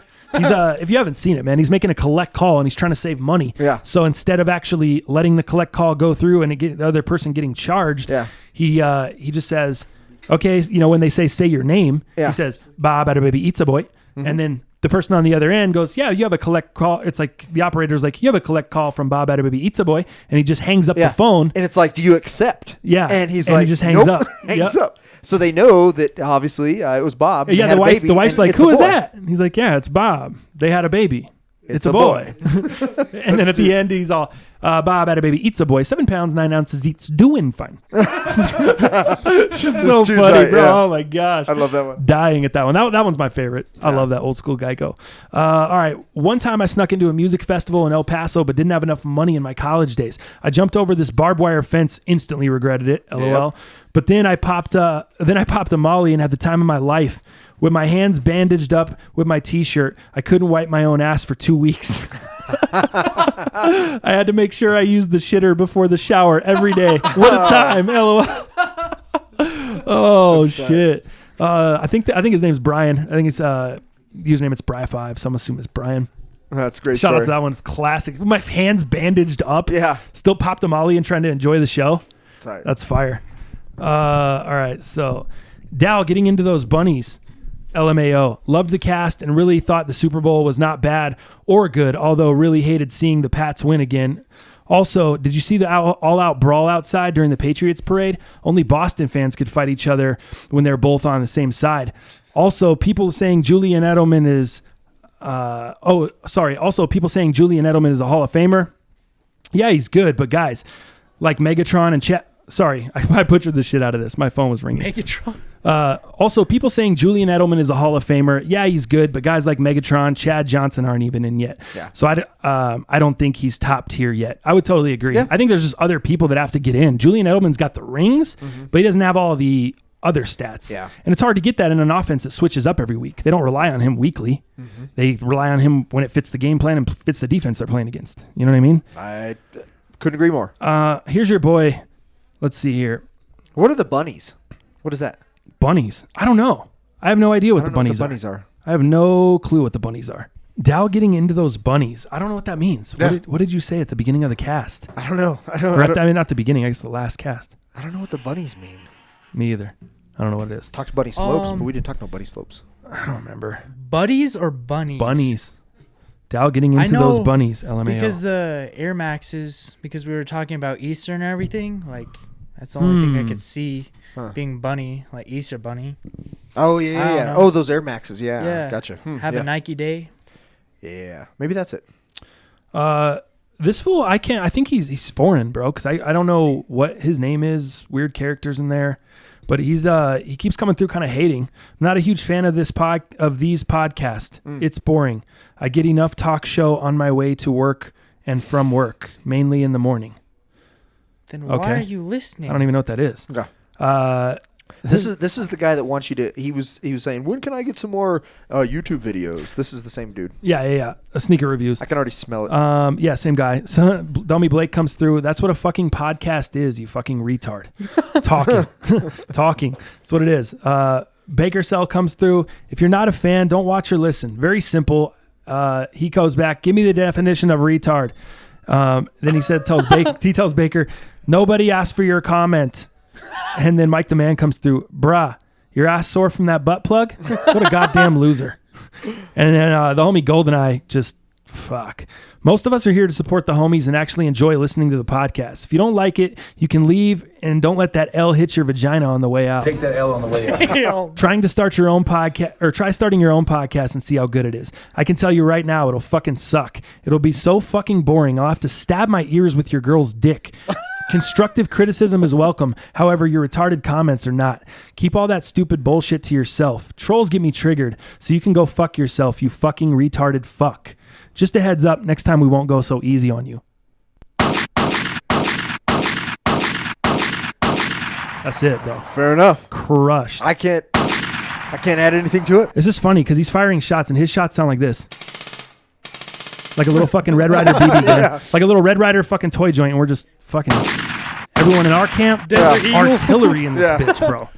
Love it. Thank you, fellas, for having our back. Appreciate it, man. I should just block the cat from commenting, to be honest. I mean, what's the point? You know what I mean? Like, it's not even fun. Like, he's not even fun to roast because he's not even good at talking shit back. It's just like you're roasting your cousin who's 5 years younger than you and doesn't even understand. Give me the definition of a retard. Right. No offense, like to someone that's foreign, but maybe I just don't get it. I don't know.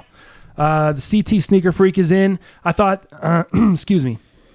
Am I the only one that could care less about Super Bowl commercials? I didn't watch any of them. I thought the refs have been letting them play all season this year. I thought it was a little bit more in the playoffs, but I could see what you're saying. It's interesting too that they say they were going to monitor the head hitting and all the hits for running backs and lowering the head, and they did it during preseason. There was a big outrage, and then you never saw that called throughout the rest of the year. So strange. Right. So strange. Keep booming, guys. I swear this shit gets better every cast. Keep being transparent as fuck. That's the New Balance Messiah coming through. And then last one from King Toad coming through. My only dub of the season. Take that L on the way out. Walk back in, turn around, and take another one. I'm sorry, bro. I'm sorry, bro. This is the homie King Toad. He won the DraftKings tournament. Haha, it's all good. I'm with the cast every week. Y'all keep grinding. Bro, if you hit me up DM me on Instagram or Twitter or something like that, reach out to me. If you got Venmo or something, dude, I'll just Venmo you what the money would have been. You got paid 19 and change. Let me know what your Venmo is, and I'll vend you the other $75 or whatever it may have been. You know what I mean? I don't know what DraftKings takes. I'll have to kind of look it up, but I'll give you some money, dude. I feel bad. I feel bad that I messed up the whole thing, and I'll pay you for it, dude, because it was my fault. But that kind of wraps up the YouTube comments, man. We're almost about the 2-hour mark. So we can go into a couple pop culture headlines, or we can save those for the next show. What do you guys think? You got to get out of here and get to your shit, Dal, or What time is it? we're looking at 1. We can glaze over a couple real quick. Okay. So because if we push it to next week, then it doesn't become irrelevant, but it becomes less I think, impactful. So let's go into those headlines real quick, and let's just start with 21 Savage. I know this is a little bit. We've kind of had to push this a couple episodes because we've been so busy, but the 21 Savage situation. Him being deported and the whole UK thing. Yeah. And now 50 Cent's cracking jokes. We're going to talk about the Tekashi 6ix9ine stuff too. Mm-hmm. But, oh, shoot. Did you see that? Dude, good catch. Dude, that was a leaner. I almost spilled my Monster all over the place if you're watching. If you're not watching on YouTube, that's what happened there. Anyway, so he's getting deported and they're saying 50 Cent was like joking around saying Tekashi 6ix9ine snitched on him. Yeah, snitched on him. Was like, so that's the whole rumor. That's like the big rumor? Is that just a joke, or are people serious about that? No, I think that's just a joke. Real? Okay. Yeah, I think that's just a joke. Yeah, because it's like you're getting 47 years. Have you noticed Savage looks a bit British? Yeah, I saw that. Yeah, it's kind of the joke, because Tekashi supposedly he made a plea deal to get into Tekashi a little bit. He made a plea deal with the court, so they're going to actually probably not give him the full 47 years in prison. But it sounds like he's made a deal and he's been in agreement to obviously tell on some people. Yeah, and how big that is and what that looks like. But it's the Trey Bloods, I think is what it is. Yeah. 9 Trey Bloods. 9 Trey Bloods. Yep. So 9 Trey Blood. So obviously he's going to give up some names, and I'm sure they're going to reduce the sentence. I'm sure he's going to get some time, but none of us know. I think it's they were guessing around like 5 to 15 years. Is that what it is? Yeah. I think in June. That's what it was speculating to possibly be. Gotcha. He might even get lucky and just get off with like very little, maybe even a year, but we'll see what he kind of comes up with and everything. I think next court hearing's June or July. So, but for his relatives and his ex-girlfriend, they're all like scared for their lives because now he's snitching and everything. Yeah, snitches get stitches. You bet. So they're saying because he's snitching on everyone else that he also snitched on 21 Savage, but it's kind of just a joke. Just kind of joke. It's not real. It has nothing to do with it. It was just ironic timing. Gotcha. So 21 Savage was taken into custody by U.S. immigration officials on February 3rd. Yep. Accused of being being a British national unlawfully in the United States. His birth certificate says he was born in London. Mm-hmm. Yep. So interesting stuff here. What do you guys think is going to shake out of this, man? Well, I don't know, because did you hear that Jay-Z actually has hired his... hired him a lawyer. Yeah, hired him a lawyer out of his Rock Nation company. Oh, wow. Okay. So the same lawyer that Rock Nation he uses, he actually hired him to try to get 21 Savage out of some trouble here. But what I would say is, so yes, 21 Savage is a British-born citizen. There's no doubt about that. It sounds like he ended up in the States when he was around 7. He was 13 in 2005, July 2005. So 2005 was his latest thing. So what they're tying to 2005 was that's when he made a trip back to the UK. Okay. So that's where some of this kind of stemmed from. But he was in here. He came here in 2025, and 2025. Jeez, oh my gosh! Huh. He came in at 2005 when he was 13, and then once his visa expired, he just stayed, and then the overstayed visa kind of he was sitting on an overstayed visa. He got caught in 2014 with a felony drug charges, but ICE never knew about his immigration status. Mm-hmm. But then what happened was apparently in 2017 he put in for a new visa, and it has been pending for 4 years now. Wow. And the reason he even got caught in the first place was because he was hanging out with another rapper who was targeted for criminal charges. So everything was right about that, JJ, except... What? Except you were wrong. He has been living in the U.S. since he was 7. So I was definitely correct on that. It's that 2005 incident where things kind of went awry, where, the passport situation and then the pending 4 years, that is all correct. And so he's been putting his paperwork, he's been trying to get his status back and to get his status as the legal status. Yep. So it's not his fault that it's been pending this long. So he has his proper paperwork and getting the documentation correct. But he has been, in fact, living in the States since he was the age of 7. So what's he supposed to do while that paperwork's pending? You're not allowed to live in the States. You're supposed to just sit over there and wait? How does that work? I don't know. Yeah, you're supposed to stay in your own country. Yeah. Interesting.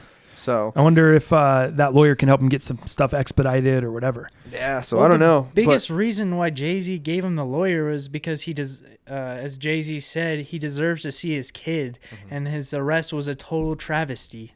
Wow. And even the Georgian representative. Yeah, representative. Even wrote an endorsement letter. It's okay. Even wrote an endorsement letter. And, oh my gosh, I can't believe you fucking said that. Because okay. He JJ, wrote a letter you can't blame for me. Savage to help with the trial and arrest. So it sounds like they're all trying to kind of put in some work to help him get out of his situation. I think what's happening is they're just trying to get him bond. Okay. Okay. He's being denied bond. Okay. So he can't even get out of jail, see his kids, see his family, help out with people. They're just trying to, the lawyers that he has right now is just literally trying to get him out on bond, at least. Gotcha. And that has not been approved yet. What about the, we'll hit on the 6ix9ine situation real quick. It's another thing we've been trying to hit on. We've just been getting so packed with these episodes. I don't want to overwhelm people. So we keep pushing it. But Tekashi 6ix9ine, tell me about the situation there that's going down.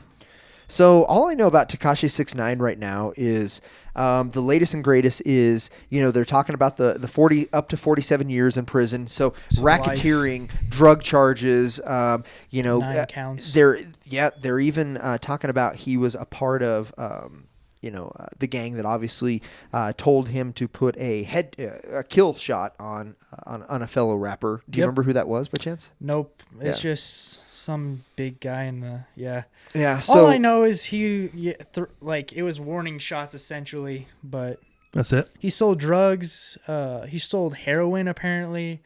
And this he is all robbed someone. This is all in around the Brooklyn area, obviously, where he resides. There was a lot of crazy shit he actually did. Yeah, it's insane, and to make it even worse, most of it happened when he blew up. Right, of course. Which was the worst time for any of it to happen. But Yep. Now the thing that most recently came up was there's accusations of him beating his ex-girlfriend. Yeah. And forcing her to have sex with him and other people. I haven't read much about that, but that's all came up within the last 11 to 12 hours. So do you know anything about that? I do. Well, from what I read up on, basically she came out and she's kind of just told all what was going on and everything that happened. And he basically beat the crap out of her in a hotel room in Dubai. She said he allegedly punched her in the head so hard it pushed her hair extension clip into her scalp, causing her to get a huge gash on the side of her head. She said she was leaking blood all over the hotel pillows. She's the one that has the daughter with 6ix9ine. Gotcha. So let's see. And then he came in the next day, the forced sex, all that stuff. Then he also accused his manager, Kifano Shadi Jordan, that he was more than a friend with her. So just a lot of verbal and mental abuse. Yeah. It looks, I don't, this is all alleged. Sure. I want to be clear of that. None of this has been charged, but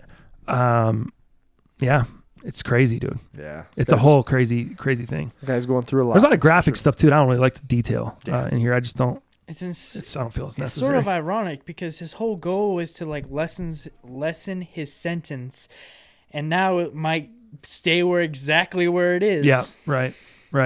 Yeah, it's interesting, man. It's a very interesting story, interesting topic. I thought it was just funny that the 21 Savage thing kind of got lumped in there with that. What's up? And ironically, if he does go for his 47 years, I'm pretty sure he'll be 69 when he gets out. Really? Yeah. No shit. Isn't it ironic? Don't you think? Yeah, a little bit. Yeah. Let's finish up with the Deion Sanders 30 for 30, man. What did you think of that, Dow? Is it called what? Deion's Double Play, I think it's called? Yeah, I believe so. So I'm one of the biggest Deion fans. Yeah, Deion's Double Play. I'm one of the biggest Deion fans, arguably, out there. I had his Falcons jersey. I had his not his, but I had the Falcons helmet.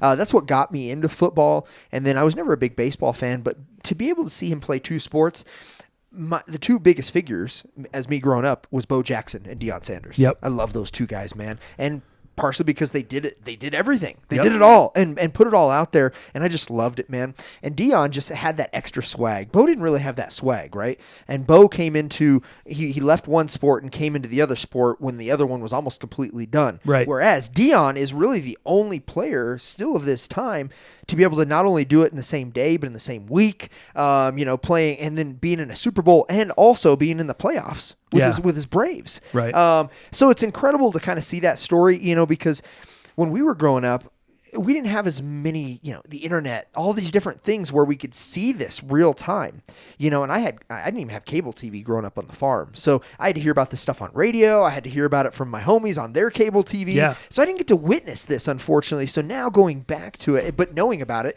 and going back to it now and kind of seeing how it all played out and getting kind of the, how he disrespected some of the commentators, and we can get into that. But it was eye-opening because I didn't get to see and didn't know all the immense details until I was able to see this. So, dude, it was cool, man. I really enjoyed it, but it seemed like they really just focused more of the 30 for 30 on this major event of him playing both sports. Yeah. It seemed like that's where the focus was, and that's cool because it's cool to know that.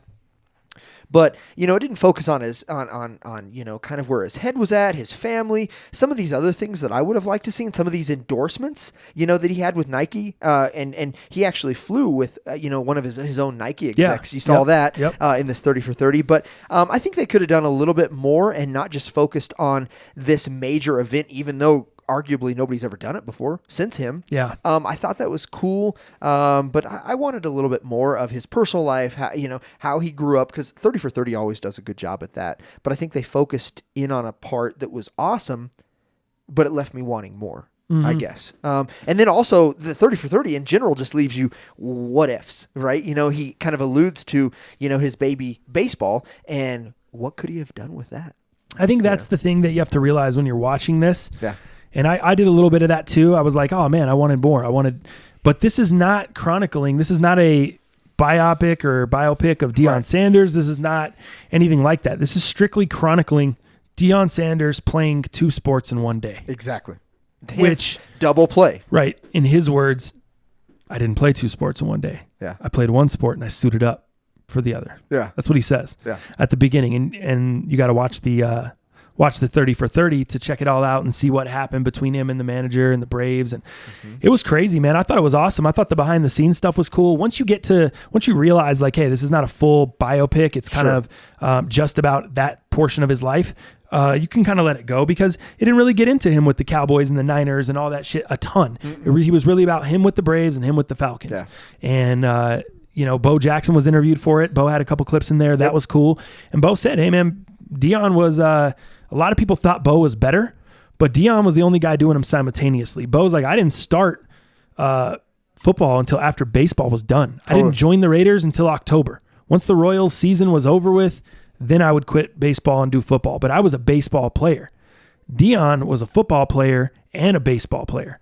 I was a baseball player who played football. Yeah. It's kind of what he was saying. So it was cool, man. It was cool to see behind the scenes. It was cool to see all the different stuff. I was young when it was going on, so I remember it, but I don't remember all the little details. I remember him throwing the ice bucket at the owner. Do you remember all that? Yeah. Dude, I don't remember any of that from being a kid, but from the documentary, that stuff was crazy. I thought it was cool. I thought they did a great job with it, and I thought the way he came in and sat down with the chair backwards and put on the glasses, and he kind of did the monologue at the beginning. There was Deion Sanders played baseball, but football, it was prime. Yeah. Just in the airport hangar, had the big plane behind him, had the nice rides behind him, dude. So much prime time, right? What I learned was 1992 was when they kind of focused in on this. This was the year, with the MLB and NFL seasons. So he was a utility outfielder for the Braves, obviously, but I didn't know that he had 26 stolen bases, second highest batting average, which was at a .304 on the Braves roster. Led the league in triples, 14. I just didn't know all these great facts. Like he was pretty dope. I agree. To be able to do both sports too. No doubt, yeah. I thought it was couldn't sick. believe, man. So just kind of zeroed in on that. Well, we talked about the Diamond Turfs, how big that was for me as a kid. I wanted those shoes so bad. Dude, I saw him doing the Neon Deion stuff. You saw him dragging his toes. My mom used to want to rip my head off, bro. She'd be buying me shoes, and I'll be out in the front yard trying to do Neon Deion, get a pick six, and trying to drag my toes across the grass, messing up my shoes, brand new shoe. You know, that's probably why I only got one pair of LA Gears, and then it was Kmart specials after that. I didn't even remember that until the documentary. And now that I think back, I'm like, man, I actually did have some like LA Gears in the 90s. That was tight. Yeah, like I did have some cool shoes. But then now that I think about it, I'm like, well, damn, that's probably why I didn't get any more cool shoes, because I wasn't jacked them up. Yeah, I was doing Deion Sanders across the parking lot in the street. Totally. You know, so that's what really took me back as part when I was watching the documentary. Yeah, took me back to a kid, took me back to wanting to be 21, wanted to be 23 in basketball. You just wanted to be Deion. You wanted to be Jordan. Especially if you played those positions, you know, you wanted to be those guys. So it just took me back to my childhood and how legendary and dope Deion Sanders was. Now, Deion had a lot of dark times in his life that came after, more when he was with San Francisco. That came after the whole baseball stuff. So they didn't really chronicle any of that. And I would like to see a full, almost like a football life, Deion Sanders, you know. His stint with Cincinnati, they didn't really touch on that. Once that was kind of the end of baseball. Once he left Atlanta and he went to Cincinnati, and then went to the Cowboys, and then it was just football. Yeah, that was kind of it, man. But super cool. I enjoyed it. I would recommend checking it out. It's ESPN. If you have ESPN Plus from the fights or whatever, they have the whole ESPN 30 library on ESPN Plus on demand. Super sick. You can go watch the Nature Boy Ric Flair episode. You can watch the Fab Five. You can watch Catholics vs. Convicts, The U. They have so many sick documentaries. If you love sports, you're into sports documentaries, check them out on ESPN with the ESPN 30 for 30, man. Yep. So I think that's kind of where we can close on here, man. I don't have a ton more to say. Oh, I do want to get with you and coordinate a time to get with your sister, Kim. Yeah. I want her to come on and talk a little bit about Pure Spectrum, what the benefits are of each different thing, because I've been getting questions and I don't know enough. So I want to help our listeners out, and I want to throw that out to you guys, man. If you have any questions on Pure Spectrum CBD that we should ask her, because I want to just have her come in for like 10 minutes, sit down, go over the product with us, because she was telling me some really cool stuff that I didn't know yesterday, and I think our listeners will benefit for it. Just stuff about the vapes, stuff about the creams, the bath bombs. There's different types of ways to use the CBD, and the different variations are better for different things. You know what I mean? So she was telling me like something super cool. She was like, that vape pen is so incredible. It's the fastest way to get it into your system. She's like, if you're hungover, if you go out, you know, you're hungover, you smoke that vape pen. She's like, I don't care if you smoke it 2 times or 20 times. Keep smoking it until the hangover's gone, and it will disappear. And it will. And it was just like, what? That's crazy, you know? Like, and just little things like that. So I told her that I would invite her to come in. We can work it out with her schedule. Just have her sit down, talk with us. I can ask her some questions from you guys as the listeners. We can ask her some questions of our own. She can educate us on the product. Dope. Again, PureSpectrumCBD.com. You can also call her up. I'll put her number and stuff down in the description too. So you can call her and order just directly. That's what I did yesterday to get those bath bombs for Valentine's Day. Dope. So super, super pumped about that. You can order directly with her right on the phone. She'll ship it to you. Super cool. It's Pure Spectrum CBD, code MUP at checkout. You can use it on the phone or on the website and get your 10% off your order there. Yeah, and if you also wanted to learn anything more about or have more of a testimonial, I don't know if you saw it, Travis Barker just did an interview with Joe Rogan. Oh, yeah. It was episode... I didn't see it, but I saw it. It was episode number 1239, so pretty recent, last couple of days. He talked about a disease that he has called... Barker? Yeah. Oh, shit. Yeah, and they think it's from a different thing. So he does a lot of lightweight sparring. Yeah. But he also was in that major plane crash, right, where he was... like 70% of his body was burnt. Dog. Yeah. So and don't kill me in the comments here for this, but his disease is called trigeminal neuralgia or something like that. Damn. And what it is, they call it the suicide disease. The reason they do is because essentially what happens is, when you have like a toothache, or an abscess tooth or something like that where it's infected and your whole face swells up and your whole face is like, feels like it's burning. Yes. That's what this disease does. So it's nerves. So is this caused from the burn? It's They think it might be caused from the burn. It might be because of the light sparring that he does with the boxing. Okay. But it's this disease that you can get somehow. And it's more in nerves, and it just kills you, dude. So they call it suicide disease because you feel so bad that there has been people that that's scary, bro. That, choose suicide over it. No doubt, So it's super bad. So he always used pot back in the day for this. And then in the episode, what you find out is he smoked so much, whether it was pot or cigarettes. He was a big cigarette smoker too for quite some time. Yeah. He actually was starting to get esophageal cancer. Oh, from smoking cigs. Yeah, for sure. So he went to the doctor, and the doctor says, "Look, man, no more. You can't smoke anything more." Okay. So, and that really helped him with this disease. So what he ended up going to was CBD. I wonder what form. It sounds like the dropper is what he uses mostly because he can't smoke it, obviously.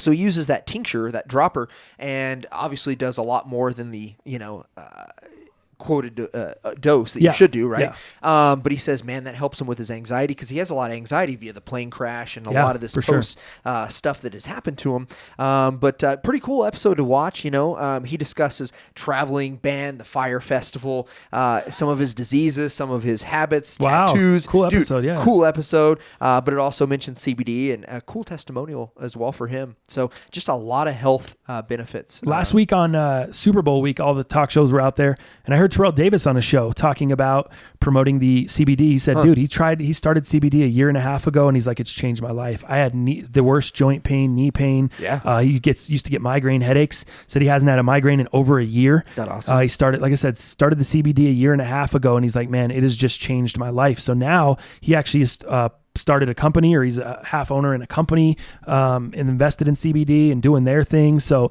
there's a lot of big time athletes and, Travis Barker, a drummer in a band. I mean, there's a lot of big time people that are big proponents of CBD and alternative medicines, and how it really is better than taking Advil even, or taking any of this painkillers, or especially narcotics or controlled substances. This is a way better alternative than that, man. So I think that speaks to that as well. But I wanted to invite Kim in to talk about that, man. Answer your guys' questions as well. So if you got them, leave them in the comments below, or send them to mostunderatedpodcast@gmail.com. And we will kind of line all that up. Do you guys have anything more before we close out today? Good to go. All right, man. I think that's it for the cast this week. We will see you fools Tuesday.